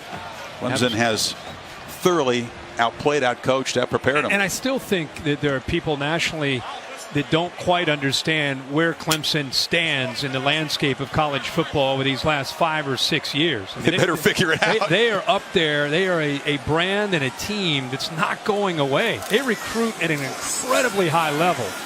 Schuessler takes off, and the backup scampers out near midfield. They feel really comfortable about this guy, that if the worst happened and they lost Watson, that Schuessler would be a very competent backup. He's a graduate, veteran. Yeah, he actually, there's Jalen Holmes, who's down. They feel very, very confident if he were to get in there. Of course, they want Deshaun Watson to play every snap, but you watch him when you go to their practices and watch him in scrimmages. He has a very good command and a feel for how to run this offense. What you said, I think, about recruiting is important. They've cleaned up They do well in state, but they recruit the South. They're beginning to recruit nationally. You talk about the quarterback pipeline. You think that, okay, there's some desperation, some urgency to win this year because Watson, although he's a junior, is moving on, and so is Williams and Scott and Gallman. But they just got a commitment from a junior. Yeah, Hunter Johnson is the 2000 recruiting class 17 top-rated quarterback. He comes in, and then you got Lawrence, Trevor Lawrence, who's the 2018 #1 recruiting prospect at quarterback coming in too. I mean, Dabo Swinney has built a culture himself in his own way. It's kind of unique to him and his personality. They have a brand new facility that they're going to actually open this year on National Letter of Intent Day. That's going to only make them stronger when it comes to recruiting. But there's a vibe on their campus that's very different, and I think it allows him to be able to knock on doors and recruit people and say, just come to our campus. What's the vibe that's different? What's different about it? To me, he's kind of folksy. He's kind of legitimate, authentic, father figure type of guy that genuinely cares about his players. And of course, football is important to him, and he wants to win. But I think it's a very authentic, real feel that he cares about your son, who you're going to let go and play for him for 4 or 5 years. I asked Dabo about that. I said, the Ohio State way, as they describe it, is to make it very hard. Try to make you quit every day, and they forge tough players that way. And he said, no. That's the farthest thing from what we try to do. We try to nurture you. He calls it a family all the time. But whatever it is, the approach has worked very, very well. Absolutely. They're going to get back to the championship game for the second consecutive time, and he feels that even if they do win a championship, that's just a step in the journey, and that will go on. But dethroning Alabama, is this the team that can do it? Absolutely. I felt early in the year that this is a team that could play with anybody in the country when they're playing their best. And tonight they've gone back to that laser focus about trying to get to Alabama. They've wanted a chance to get to that championship. They're going to get it. It's going to be a great matchup with Nick Saban and the Crimson Tide defense going up against this team. I think Clemson may be a more complete team than Alabama when you look at their offense and defense and special teams. You drop it off short there. It's Tristler to Garrett Williams. Said more complete team than Alabama because the Tide's offense, again, did they struggle at times? They got the pick six. Defensively, there are no questions about that. No. Their defense is right up there. People talk about being one of the better ones that Nick Saban's had. But I just think when you look at where they are with still a true freshman quarterback, there's some limitations in their passing game. Wearing those guys all smiles. I mean, you think about last year's championship game, 85 points scored. There was a special teams touchdown by Alabama, of course, but the way the two defenses are playing going in, I think the expectation is going to be a much lower scoring game. I think that's fair. Tavian Feaster, the true freshman, breaks free. Everybody getting a chance to touch the ball in this playoff game now. For the next 8 or 9 days, what you're going to hear a lot about is it's going to be Deshaun Watson and that offense going round 2 against Nick Saban and Jeremy Pruitt in that defense. I mean, that's I don't know about you, but when we left this stadium last year, I wanted to see more of that. I wanted to see more of Watson and Nick Saban's defense kind of matching wits and competing against each other. Preseason 1 and 2, and I think they were your prediction that they would rematch in a championship game. Yeah, I picked Clemson preseason, actually beat Bama to win the national title. They'll be an underdog again. That's just the way they like it. In fact, Chris Fallica informing us that the experts just a bit north of here will make Alabama about a touchdown favorite in that championship game, about what they were last year. But Clemson now, as an underdog in bowls under Swinney, is going to go to 5-1, and every one of those wins have been against coaches who have won national championships. Think about that. Right. Les Miles, and then 2 now against Meyer, 2 against Bob Stoops. Yeah. That is impressive. You put the names of the teams that they've beaten in those bowl games up on a graphic, and you look who they have beaten. And that's what's happened to them in these last 6 years is the confidence that they have gained from beating the teams that they have beaten from the SEC and the Big Ten and all over the country. That's why they walk into most games and feel that they can compete with anybody. And if you're on Clemson on that roster, is there anybody else at the beginning of the season that you would have wanted to make it to the end than Alabama? And I know everybody says I want Bama, but Clemson was going toe-to-toe with them a year ago in the championship. I'm sure that they're, again, privately very excited that it's going to be Bama in the championship. Let's talk more about the matchup in Tampa on the Ford postgame show coming up. A lot of folks say we want Bama. That's the standard bearer. Few teams are equipped to deal with it. Clemson Right. perhaps is one of them.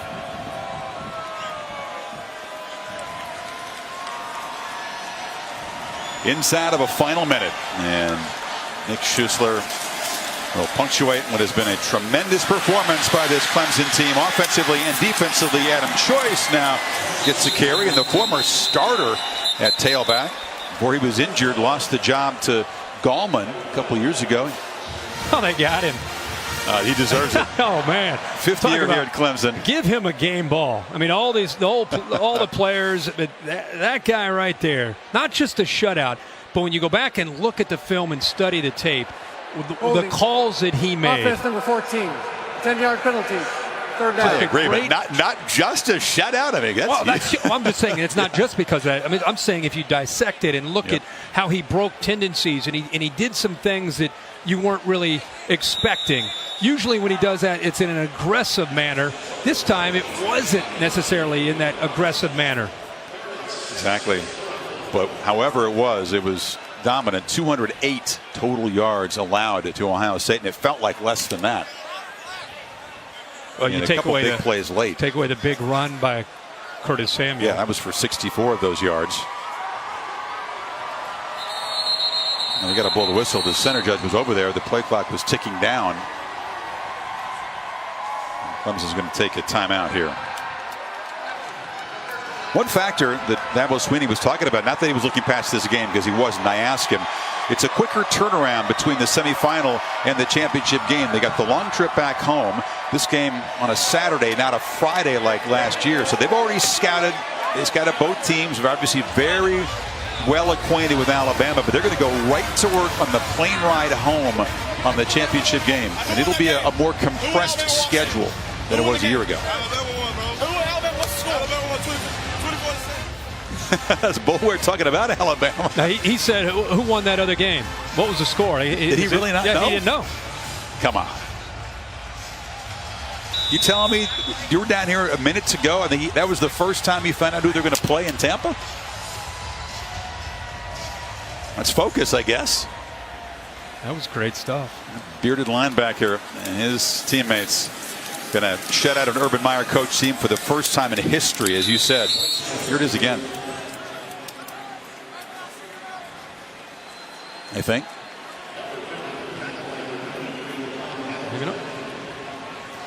Here's old Ben.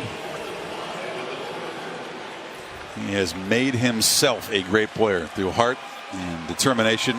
Very instinctive player as well. Deshaun Watson, the offensive MVP. Cleveland Farrell, the pass rusher, had a terrific game. He's the defensive MVP of the PlayStation Fiesta Bowl. He was all over the field. We expected Wilkins against Prince maybe to be a factor, but it was the other side. Farrell. Victory formation, and the Tigers beat down and blank the Buckeyes to book a ticket to Tampa. Tigers and Tide 2, the sequel coming up.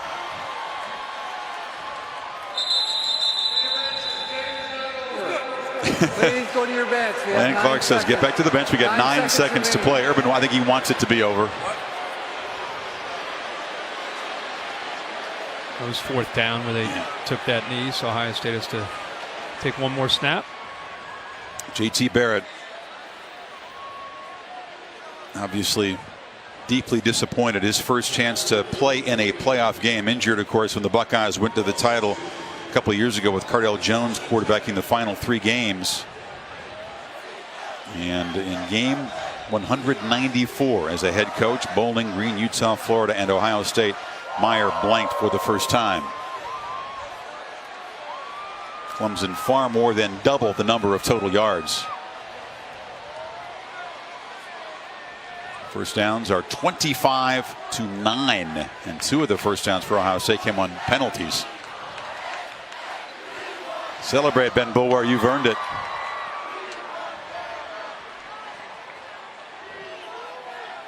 And they will get their crack at the Tide.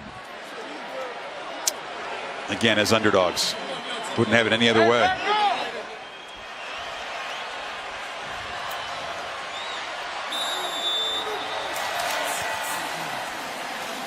Final play. And Weber tackled. And now fire those confetti cannons. It is over. That gets felt over for a while here in Arizona. Yep. Watson throws for 259 and a touchdown. Runs for 57 more and 2 touchdowns. A quick exchange between two coaches who are good friends. A thud to end the season for Meyer's team. And Dabo, an Alabama graduate. He's got 2 degrees from Alabama. Was a walk-on wide receiver, a graduate assistant, and an assistant coach for a second straight year. Goes head-to-head against his alma mater for a title. Back to the Natty for Clemson. Let's hear from Dabo with Samantha. Yeah, Chris, he's getting his new hat on. Just happened to get one of those. Coach, we talked at halftime, and things weren't perfect. There were some sacks, there were some interceptions, some missed opportunities, and yet you come out on top 31-0. How is it possible for your team to do that with that type of adversity? Well, it's a team effort, total team effort. You know, you get to this stage, it's talent plus teamwork plus intelligence. Outside of a couple of spots, we played pretty smart all night. We played physical in the trenches, played unbelievable defense. I mean, a shutout against one of the best offenses in the country. Just can't say enough about our defensive pressure. Again, outside of a couple of boneheaded mistakes when they got behind us, and then offensively, we got the best player in the country in number 4, and he showed that again tonight. Wayne Gallman, we made some big plays. Just continued to stay with it. We finished a couple of drives that we needed to finish that we didn't finish in the first half, but just a complete team effort. Really proud of our staff, and so happy for Clemson Nation, our fans. Back-to-back playoffs, back-to-back national championship appearances. Hopefully we can finish this year. Coach, you mentioned your defense. Urban Meyer's teams have never in his head coaching career been shut out. I'm told you challenged your defense at halftime to finish this out. How were they able to do that? Well, that's unbelievable. I didn't know that. But we just stayed locked in. That was one thing we talked about at halftime. I think they had 88 yards at half. And I said, can we play 4 quarters of defense? Can we play 4 quarters of smart defense, make them earn it? And again, outside of a couple plays, but I'll tell you, one of the key things that we talked about coming this game was red zone defense. We knew they would get in the red zone some, and could we play great red zone D? And they did. We had a couple stops on downs. We had turnovers in the red zone. Just a tremendous performance. I don't know how many sacks we had, but we had great pressure on those guys. And again, a total team effort. Special teams, creating field position. We had a couple drives where we didn't score, but we moved it out, punted the ball to where they got to go 80. So just a smart football game and a 4-quarter game by all phases. Last thing for you, we're going to send it over to your quarterback. But, Coach, your fans all year long have been saying, we want Bama. Now you've got them. What do you think? Better watch what you wish for. Listen, we're excited. This is how we ended last year, Clemson, Alabama, and that's how it's going to end this year. Obviously I got a lot of respect for Alabama. It's been a long time there. They are who they are because they've been the best. They've been the standard. And, everything, when you get a first down, you better strike up the band and play it because you have to earn everything. So we all know the challenge that we'll have. We're going to have a great week of prep. But we're excited. Eventually, if you're going to ever be the best, you got to beat them. And it'll be an unbelievable game down in Tampa. And just glad that we got a shot. That's all you can ask for. So we've earned it. Congratulations to Alabama, too. To do what they've done this year, I know how difficult that is. It's going to be a heck of a ball game down in Tampa. Let's get it on. All right. Well, Coach, your wife is right behind you. She's really excited. I'll let you get to her. Tom Rinaldi, take it away. Sam, thank you very much. Alongside the player called the best in this country by his head coach, Deshaun Watson. A year ago on this field, a transcendent performance in a loss against Alabama, and now the performance tonight. What is it about this place that just seems to suit you, Deshaun? I don't know, just special. Hopefully, I just go out and play ball and, try to be my best for this team and help this team win. We kind of started off slow, with the might slip on the corner ball and got picked it off, and but we had to find our rhythm, and that's what we did. None of us flinched. Adversity hit us, but we always kept rolling. We kept believing. Our defense played their ass off. We got to give credit to them. And Ohio State's a great team, but we came out on top. all season long, the mantra has been embrace the target. How did that help you tonight? Hey, just don't run into it. The great ones run to it. And that's what we've been doing all year. You know, a lot of people have been doubting us. A lot of people, you know, don't really respect us. But, hey, we don't worry about the outside people. We worry about what Clemson is about. We keep believing, and we just keep grinding. And that's what we focus on, and everything else will take care of itself. We've talked often, Deshaun, about the feeling you had a year ago walking off this field in the loss against Alabama.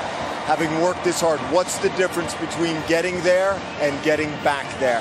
Finishing. You know, finishing and being the team that, you know, be on that stage at the end of the game. And having the confetti fall on us, we celebrate. And, you know, we have another opportunity. You know, God don't make mistakes. He put us in this position for a reason. And, you know, honestly, I think he's smiling on Clemson University. So, you know, we go back to work and celebrate this one and get ready for Bama.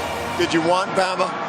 Of course. You know, all with the best of the best. You know, they're the champs, they're the king. And we got to go earn it. We got to go earn it. Great performance tonight. We'll see you for one more in Tampa. Yes, sir. Thank you. Appreciate it. Chris? They'll try to win the belt by knocking out the champ. You know, to even be in a position to win a championship a year after losing a championship game is so difficult. The last team to successfully do it, got to go back to the '99 Florida State team. They beat the Hokies in the Superdome a year after losing to Tennessee out here in the desert. Clemson trying to become the first team since then to do that. Lose one year, come back the next year and win it. And as fate would have it, it is a rematch with the kings of college football at the moment, Alabama. And you heard Deshaun Watson say right there to Tom that, well, this is what we wanted. And we talked to, I don't know if they would admit that publicly, but he just did. He said we want to beat the best and be challenged by the best. And I thought tonight, of all the games he played this year, he looked loose. He looked just freed up. He had a smile in the warm-ups. A lot of times this year, he almost didn't look like he was having fun because of the burden of trying to live up to unrealistic expectations. Tonight, I think he knew what was coming and just went out there and balled and ran and threw and directed his team to a big win. Yeah, he threw 2 more picks tonight. He throws a lot of picks, but he shakes them off. Nothing makes him panic, and Watson recovers from the early turnover and leads the Tigers back to the championship game. The Ford Wrap-Up Show is coming up.